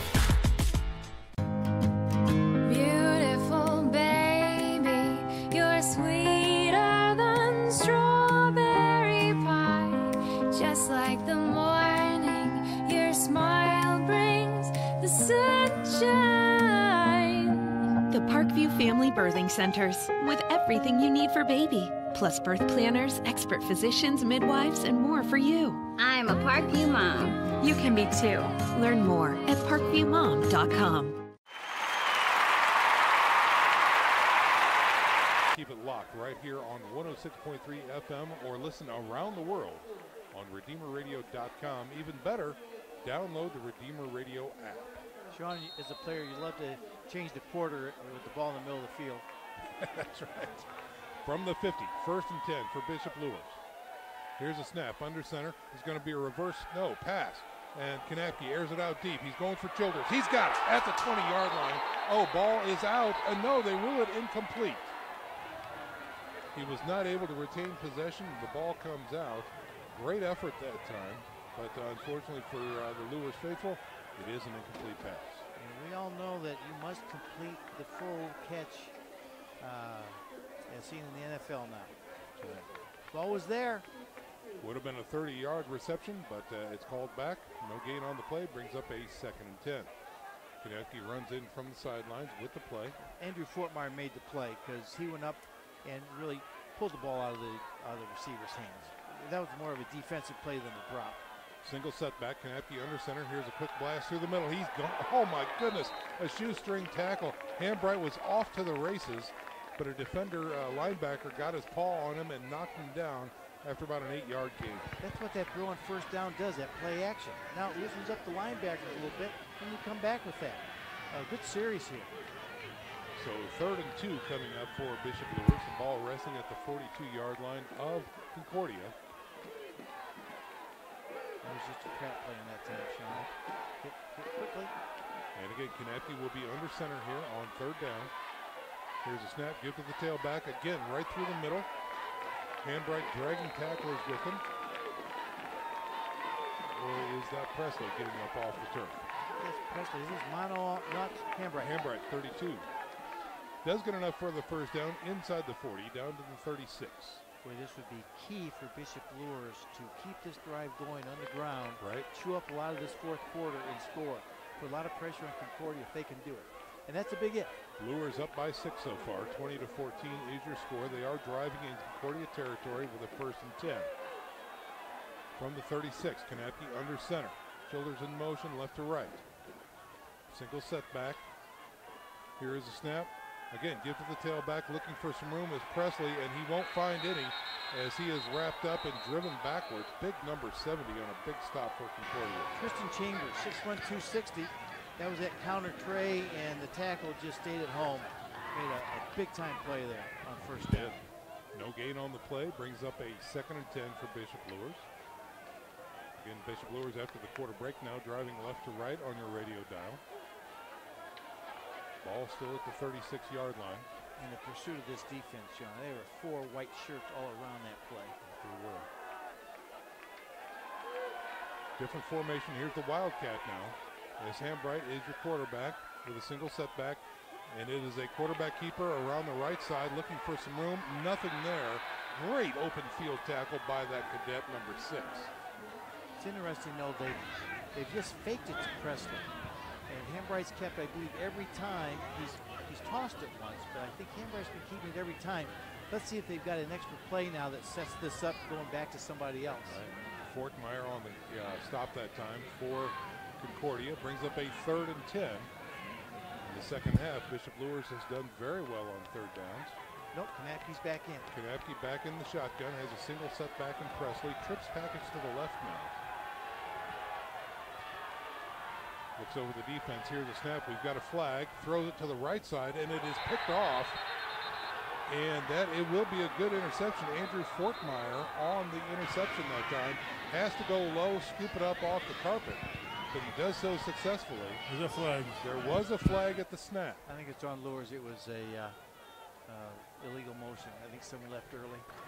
It was a motion penalty against Bishop Luers. It will be declined, and the drive is over for Bishop Luers. The interception stands. Fortmeyer with a huge interception for the Concordia Cadets at the 25-yard line. Godfather, what do you have? Yeah, see, that is a huge difference there. Fortmeyer, he didn't even attempt to knock the ball down. He stepped in front, took the ball. In other words, ball's thrown in my area, you're throwing it to me. The Knights need to pick that up a little bit. Good call. I believe that's the first turnover of the game. And it is. Brandon Davis now back on the field for the Cadets. 1st and 10 from their own 25-yard line. Here's a snap. Give to the tailback. Morrow tries to find some room. He does off tackle right side. North of the 30 to about the 32. Hey, guys. Dave X, what do you have? No, with that defensive stand right there, that's going to be a momentum changer. That's what I always call the Momo, whether the folks out there like it or not. The momentum is in Concordia's court right now. That's all right. Coach, I think John Failer is probably out at the Dwenger game, so he may not be listening right now. He's the only guy that doesn't like Momo. All right, so a 2nd and 4 coming up for the Concordia Cadets. Davis from the shotgun. Here's a snap. Give to the tailback. He's got room. Again, Morrow finding that seam in the defense. Gets out to the 40-yard line, and a 1st down coming up for the Cadets. The Achilles heel of Bishop Luers' defense has been that trap, and there was that trap that time. Executed very well by Concordia. 1st and 10 now from the 40-yard line for Concordia. Again, this is the drive coming off of the interception. to reset. 20-14 is your score with 8:14 to go in the contest. Bishop Luers on top. Concordia breaks from the huddle. 2 wideouts to the right side, single setback. Up back to the left. Here is the snap, and it is again give to Morrow. He tries to his way through the right side following a lead blocker, pushes forward north of the 40 out to about the 43-yard line. And we've got 2 players late getting up. There they get up, and we still have a Concordia cadet down on the field. Slow to get up is Morrow. And they do end up stopping the clock as he will attempt to limp off with some help. And that would assume that we're going to see some more curligran from the Concordia cadets. The up front 5. He stayed on the field. He's got to go. Yeah, they stopped the clock. Okay, finally he gets off the field there. The 5 offensive linemen for Concordia, Freeman, Codling, Dow, Johnson, Zollinger, they're going to better push this half. Yeah. They're starting to establish that, excuse me, Sean, that line of scrimmage. They look farther up. 2nd and 6 now for Concordia. Here is a snap. Give to the tailback. That's Curligran. Tries the right side, and not much there at all as he is whistled stopped. And a late flag coming out now. And this, he was thrown down well after the play was over, but there was really no whistle. Oh, I'm going to watch the replay here, Sean. There was really no whistle. He got stopped at the line of scrimmage. And it will be a personal foul against Bishop Luers coming up. Everyone had stopped the play except for the runner and the defender who was going downfield. And Coach Lindsay is not happy, giving an earful to the lineman right there. These guys have been a little flag happy. I will say that tonight. This is not the Luers kids' fault. That was a very questionable call, moving the ball over the midfield stripe into Bishop Luers territory down to the 41-yard line. That would have been about 3rd and 5. 4th. And then 4th down, excuse me, that's right. So a 1st down coming up for Concordia off of the penalty. Davis, the freshman, in the shotgun, looks to throw on 1st down. He's got time, looks, takes the back, throws out to the flats, and incomplete that time. Childers on the coverage out there. He was trying to get to Drew, but it's incomplete. Hey, guys. Godfather, what do you have? Oh, you're right. That would have been 4th there, Mark. That would have been that's a huge turnaround. And right there was an opportunity again for the Luers defender to step in front and take that ball. I just hope they can make something happen here. I'm a homer. On 2nd and 10 now for Concordia. Again, they're at the 41-yard line of Bishop Luers. Well, Childers played it properly that time, Godfather. He reached with the correct hand. Here they're going to try the internet. Quarterback decides to keep it, and he is going to get wrapped up and taken down after some yardage. Inside the 40, down to about the 36. Yeah, he's pretty brave. He's 5'7", 130. Yes, very brave. That was a good run. That was a gain of 5 that time. Brings up another critical 3rd and 5 coming up for Concordia. Ball resting at the 36-yard line. They're down 6 here in the 4th quarter with 6:20 to go here in the contest. Still lots of time on the clock for both squads. Concordia breaks huddle, comes to the line. Davis will be in the shotgun, the 2 wideouts to the right side, and the single setback is Morrow. Here's the snap. They flow to the right side. He looks to pitch. No, decides to keep it. Tucks it up. He's got a lane. He's got the 1st down, and then squats down near the 25-yard line. Davis, the freshman quarterback, showing some real moxie out there for the Concordia cadets. Well, the Bishop Luers line defensive end's got to take him. You know, he just keeps backing off. He thinks he's going to pitch it because he's pitched it all night. So he's responsible for the quarterback. He just has to take the quarterback and trust his other defenders to defend the pitch. We've got a down Bishop Luers Knight on the field, so we're going to step out for a little 30-second break. You're listening to High School Championship Football on Redeemer Radio 106.3 FM. Friday Night Lights. Fort Wayne football from the comfort of your own home. Or when you're on the go. The same night the pigskin touches the end zone or is stopped dead in its tracks. 10 teams, 5 games, 1 website. SummitCitySports.com. Live streamed high school games, score updates, and news hub for all Fort Wayne athletics. Find us on Facebook, Twitter, YouTube, and SummitCitySports.com. We are back to live action right now as young Mr. Geely is coming off the field. Mitch appears to be favoring a leg. You know, Mark, this is a player that he puts nails in his Wheaties. He's a gladiator. He is. That's what I'd call him. He just keeps coming back. I saw him get nicked up about 2 plays before that, and he stayed in. He probably shouldn't have, but he did. And until he couldn't go anymore, he came out. But he is a gladiator. Brandon Davis, the quarterback, did get a first down on that run, so we are looking at a Concordia 1st and 10 from about the 25-yard line. And again, here is Morrow with a snap and just driving through that line on the left side. Gets inside the red zone down to about the 18-yard line. Here's their hurry up again. That's right. Not allowing the Luers to set. Now here's Drew from the Wildcat rolling to the right side looking for a lane. He's got the lane, still on his feet, and gets down for a nice gainer just outside the 10-yard line. So it looks like Morrow's going left, and Drew's going to the right. They place the ball just near the 10-yard line. Concordia threatening to score now on a first. Will it be a 1st and 10? It looks like they can get a first down without scoring. Here now, Curlegrand from the shotgun. Tries the middle, won't find much, driven backwards and dropped. And that's going to bring up 2nd and long now for Concordia. Dom Easley. Oh, these seniors on both sides are just saying, they are scrapping. We don't want to lose. We don't want this to be our last game. 2nd and a short 9 now. Here's Drew. Pitch, reverse, trying the outside. Is the runner that time. Dragged down from behind and stopped for not much of a gain. Maybe even a small loss. And now another flag comes out. Hey, guys. Collinger was the carrier that time. What do you have, Godfather? Well, I think he stood up and slammed that ball down. I think that's what the flag's all about. Let's see what the call is. It is against Concordia. They call I think it'd be a delay of game. That's a delay of game. That's what that call is, and that's exactly what the call will be as they take it back out to the 15-yard line. So it's not an unsportsmanlike. It is a delay game with the spike of the ball.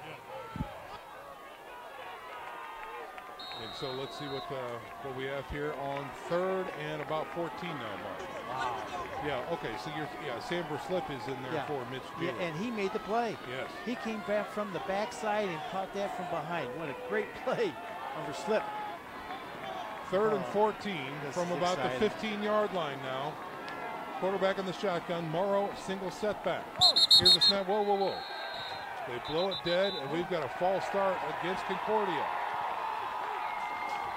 So 2 penalties in a row for the Cadets. And these are the things you cannot afford to do in championship sectional games. So now they are facing a 3rd and virtual goal now from the 20-yard line. Now, Sean, let's say they don't get it. Well, they kick the field goal. That only puts them down 3. With 4.5, just under 4.5 to go. Plenty of time with a hurry-up offense. And you've got your 3 timeouts. Let's see what's going to happen. Oh, boy. 3rd and 20 now from the 20-yard line for Concordia. He's looking to throw. Looks right. Rolls right. He's got plenty of time. Throws it into the end zone. And it is up and knocked away. Incomplete pass there as Presley was back for coverage for the Luers Knights. Well, the Concordia offensive player turned into a defender, and I'm trying to see who it is. I think it's Collinger. He made a heck of a play. Yeah, he did. Because that was he had Anderson Drew in the flat at about the 8-yard line, but he decided to go to the end zone. Wow. Now, the offense remains on the field. This could be the game. 4th and 20 for the Concordia Cadets from the 20-yard line of the Bishop Luers Knights. Knights showing a 3-man front on defense, prevent defense in the back. Quarterback alone in the backfield. Now a man in motion. They had 2 men running at the same time. This play should be dead. This is looking to be a halfback pass as Drew has the ball running across the field. Right to left, throws it downfield, knocked away and incomplete. Ty Hambright with the hand on that ball. Decline the penalty, Bishop Luers football. That's it. It was an illegal shift against the Concordia Cadets. The penalty is declined. The ball is the Luers Knights. Hey, guys. Godfather, what do you have? Up until those 2 penalties, I saw nothing but Concordia, Momo, and it was just no doubt in Concordia's mind, coach's mind, that they were going to score. But as soon as those 2 penalties came, the Knights got on fire on defense. And now they just need to hold out the last 3 minutes, 52 seconds here. We still have a lot of the game to play, but you're right, Godfather. And Concordia, you just can't make those. And the first one was just irresponsible. You can't throw the ball down like that. Zach Robbins checking in as a quarterback for the Bishop Luers Knights. He called the play in. Excuse me, this is going to be a Wildcat. Ty Hambright now, the quarterback. Here is the snap. And this time they do give it to Presley. Off tackle, left side, taking it back through the middle, gets some positive yards, past the 25, out to the 27. There you go. There we go. Concordia's looking for Hambright to keep it because he's kept it 90% of the time, and they give it to Presley, and 7 yards on first down. It worked. 2nd and 3 coming up. Keeping the ball inbounds and on the ground. And now Robbins comes in again with the play. On 2nd and 3 coming up for the Knights. They need to string together some first downs. They lead 20-13 with 3 minutes and 15 seconds remaining. Hambright as your quarterback. You got to snap the ball, and now we've got a timeout on the field. Bishop Luers had some confusion on that play and had to burn a timeout. Yeah, that's right. So they stopped the clock here with 3:04 remaining in the contest. We're going to step out for a little 30-second break. You're listening to Sectional Championship Football right here on Redeemer Radio, 106.3 FM. Friday Night Lights. Fort Wayne football from the comfort of your own home. Or when you're on the go. The same night the pigskin touches the end zone or is stopped dead in its tracks. 10 teams, 5 games, 1 website. SummitCitySports.com. Live streamed high school games, score updates, and news hub for all Fort Wayne athletics. Find us on Facebook, Twitter, YouTube, and SummitCitySports.com. 1.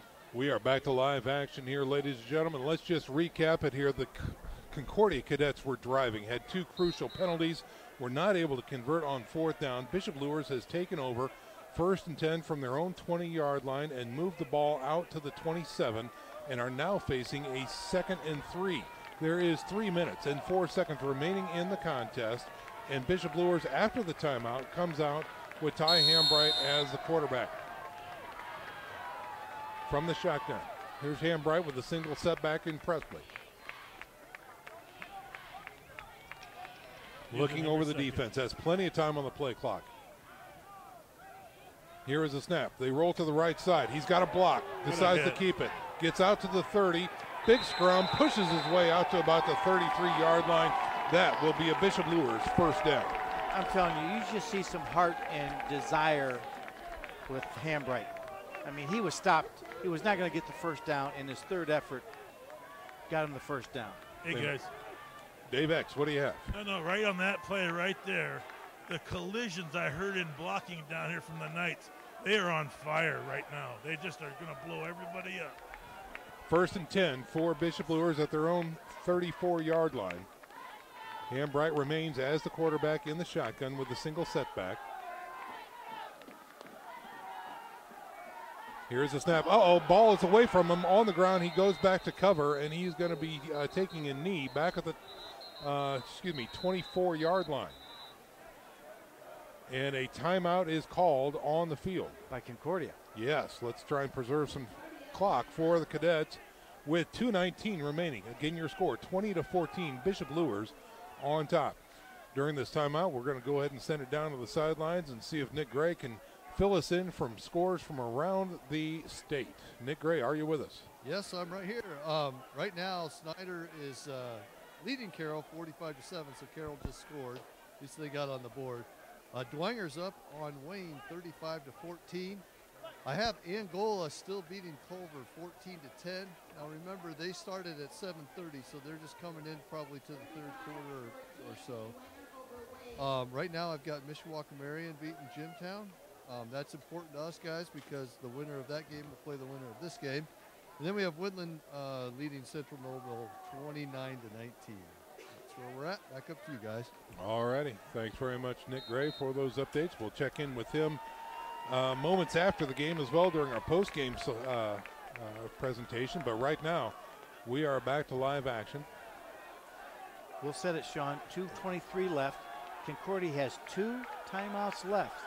So if Bishop Luers probably will elect to run it this time. Sure. Concordia will probably get the ball about their 40-yard line with 1 timeout left if this all works out. Kanapke back on the field now. He will be under center with a single setback, facing a second and forever now, back at the 24-yard line. Here is a snap, and it's going to be an end around, and that is going to be Gaston trying to find some lanes around the short side, and they will stay in bounds. He won't get much on the play. Out to about, and now a timeout on the field, and they're going to mark him at about the 27-yard line. Excuse me, Sean, I was wrong. They will have no timeouts left. Yes. If they take one.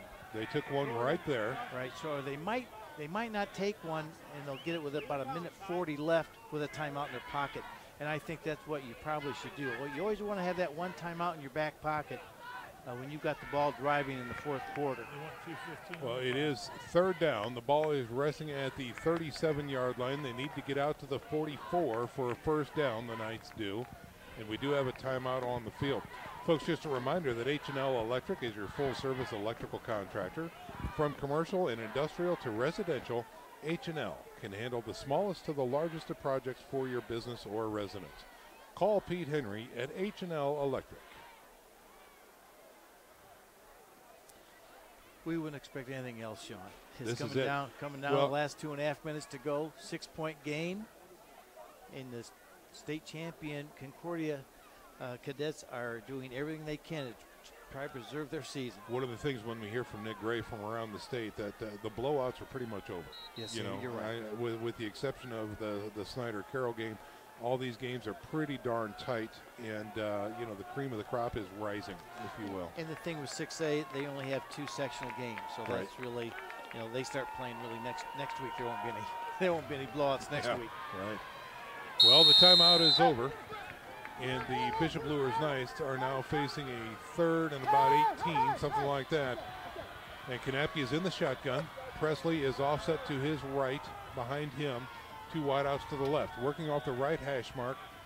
Here is a snap, play action, looking to throw, steps out of the pocket. He has pressure, throws it downfield, and incomplete. He was wrapped up and going down when he got rid of that ball. So great pressure that time by Concordia, and the 4th down is coming. Dave X, what do you have? Well, see, on that play there, he throws the ball down the field when he's about to get tackled, and Coach Lindsay gets very upset because he says, hey, keep that clock running. Right. Right. Take the sack. Eat it. Yeah. So they do stop the clock, and now the punt team is on Peyton Howe in to kick this one away. Needs a great snap. It's a good snap.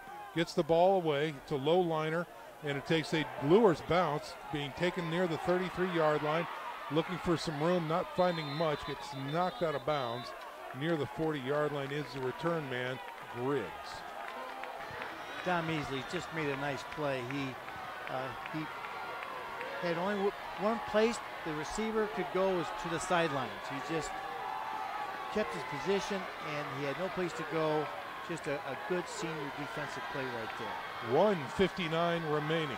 The ball is resting at the 39-yard line. The Concordia Cadets have 61 yards to go to a victory for a sectional championship. Can they do it? It starts right here on this play. Davis from the shotgun, trips to the right. He looks to throw. Screen is out there. It is caught. Going down the field, breaking tackles along the sidelines, and he is off to the races. Trez Jordan brings him down inside the 30, down to the 26-yard line. Just a throw and catch, and Anderson Drew is he's a playmaker. He's a man. He is a stud. That is all there is to it. Checking in at 6'1", 170, and lightning fast is Kamari Anderson Drew, setting up Concordia 1st and 10 at the 26-yard line of Bishop Luers. Here is the snap. Oh, the ball is loose, and he does have the ball back. He's got pressure. Rolling to the right now is the freshman. Throwing downfield. Man coverage out there and picked off. Gaston with a huge play. Was it Gaston? Want to check that number. It was Gaston. Justin Gaston with a huge interception in the end zone. Should do it for the Bishop Luers Knights. Sean, that was a freshman mistake. Yes. He had the sideline wide open. He could have ran for another 10, lived for another day. He tried to get the touchdown too quickly, and Bishop Luers was right there. Gaston made a heck of an offensive play or defensive play, and big interception. Wow. So a huge turn of events there after the Concordia screen, setting them up very nicely. Concordia decides to go for it and is intercepted. And now the Bishop Luers Knights have the ball 1st and 10 at their own 20-yard line with 1 minute and 25 seconds remaining in the contest. Your score, 20-14, Luers on top. Hey, guys. And it looks like the victory formation is coming on for Bishop Luers, and that's exactly what Kanapke does. And Concordia will burn their final timeout. Let's go down to the sidelines and check in with Coach Dave X. This is where Mark Watts and I always have to think, and especially you, Sean, after last year going to Lucas Oil and watching these Concordia cadets just make Fort Wayne so proud to have these guys out here tonight and have this game with 1 minute and 20 or 59 seconds at one point, and us not know who was going to win the ball game. Take my hat off to these cadets, but boy, do I feel it for the seniors. I mean, I feel it. Yeah, it's tough to put into words. You know, great football team, great defense all year long, and they're going out as champions. Yeah, Godfather. Heart and soul is what those guys are out there, cadets. Wow, that's exactly right. So again, another down here for the Bishop Luers Knights as they take a knee, and Concordia cannot stop it. They're out of timeouts, and they will come up and see with a 3rd and 13 play clock now coming back. Hey guys. And a minute to go here in this contest. Dave X, what do you have? Oh, you see these seniors on the field hugging each other, knowing it's over. They know it's over. I'm telling you what, this gets me a little misty. I'm going to tell you. No. It is a rough thing to watch. Your seniors done for the season. Lose one and you're done. Anybody that's played football, Godfather, knows exactly what you're saying. We've all known that last time we had to take our gear off and we never put it on again. And it's just you feel heartbroken for these kids. That's exactly right. Well, that does it, ladies and gentlemen. Bishop Luers takes a final knee that cannot stop the clock. And with 27 seconds remaining on the game clock, they will not need to run another play. The Bishop Luers Knights are sectional champions. Knights win, Knights win. Your final score, 20-14. The Bishop Luers Knights have beaten the Concordia Cadets. Wow. Hey, we knew it was going to be a tough ball game.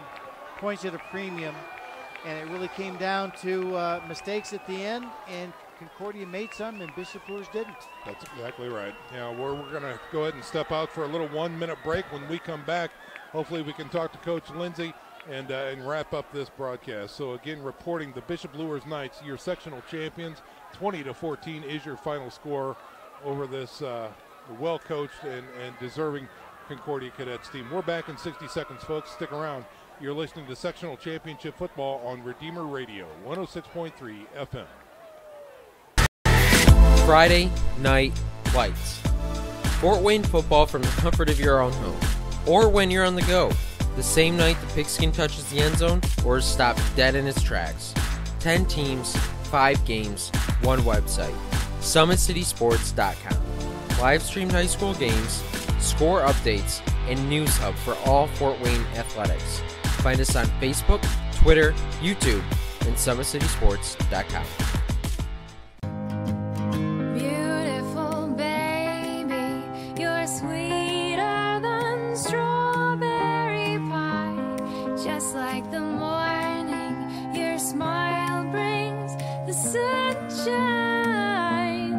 The Parkview Family Birthing Centers, with everything you need for baby, plus birth planners, expert physicians, midwives, and more for you. I'm a Parkview mom. You can be too.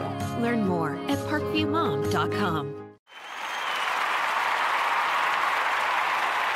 Coach Lindsay, Hey, Coach Lindsay, you got some hardware under your belt. Sectional championship. I love it too much. I do too.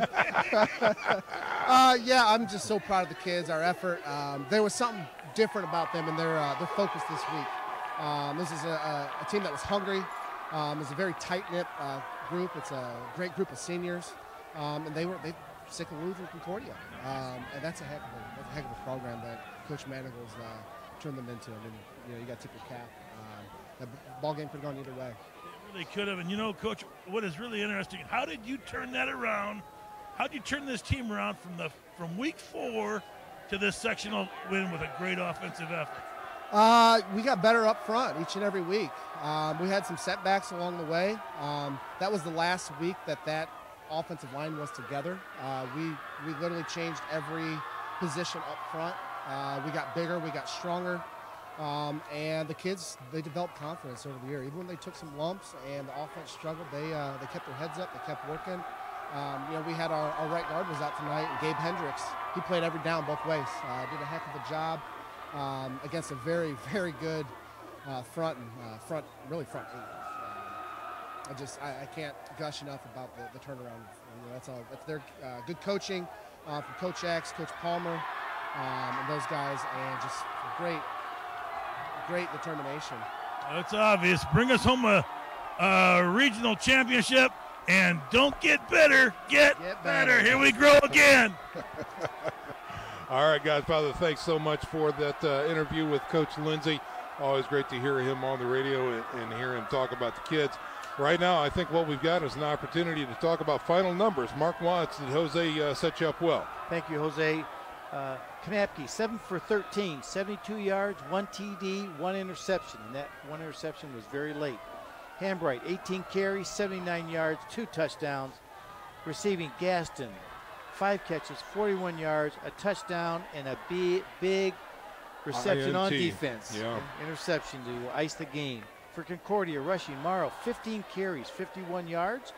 Passing, Davis, 6 for 11, 137 yards, and a touchdown. Receiving, Drew, 3 catches, 76 yards, and he had 1 completion for about 35 yards was important. So tight-knit, close game, and I think it just came again to penalties at the end really hurt Concordia. Yeah. And Luers been able to have enough offense to sustain and win this one and take it home.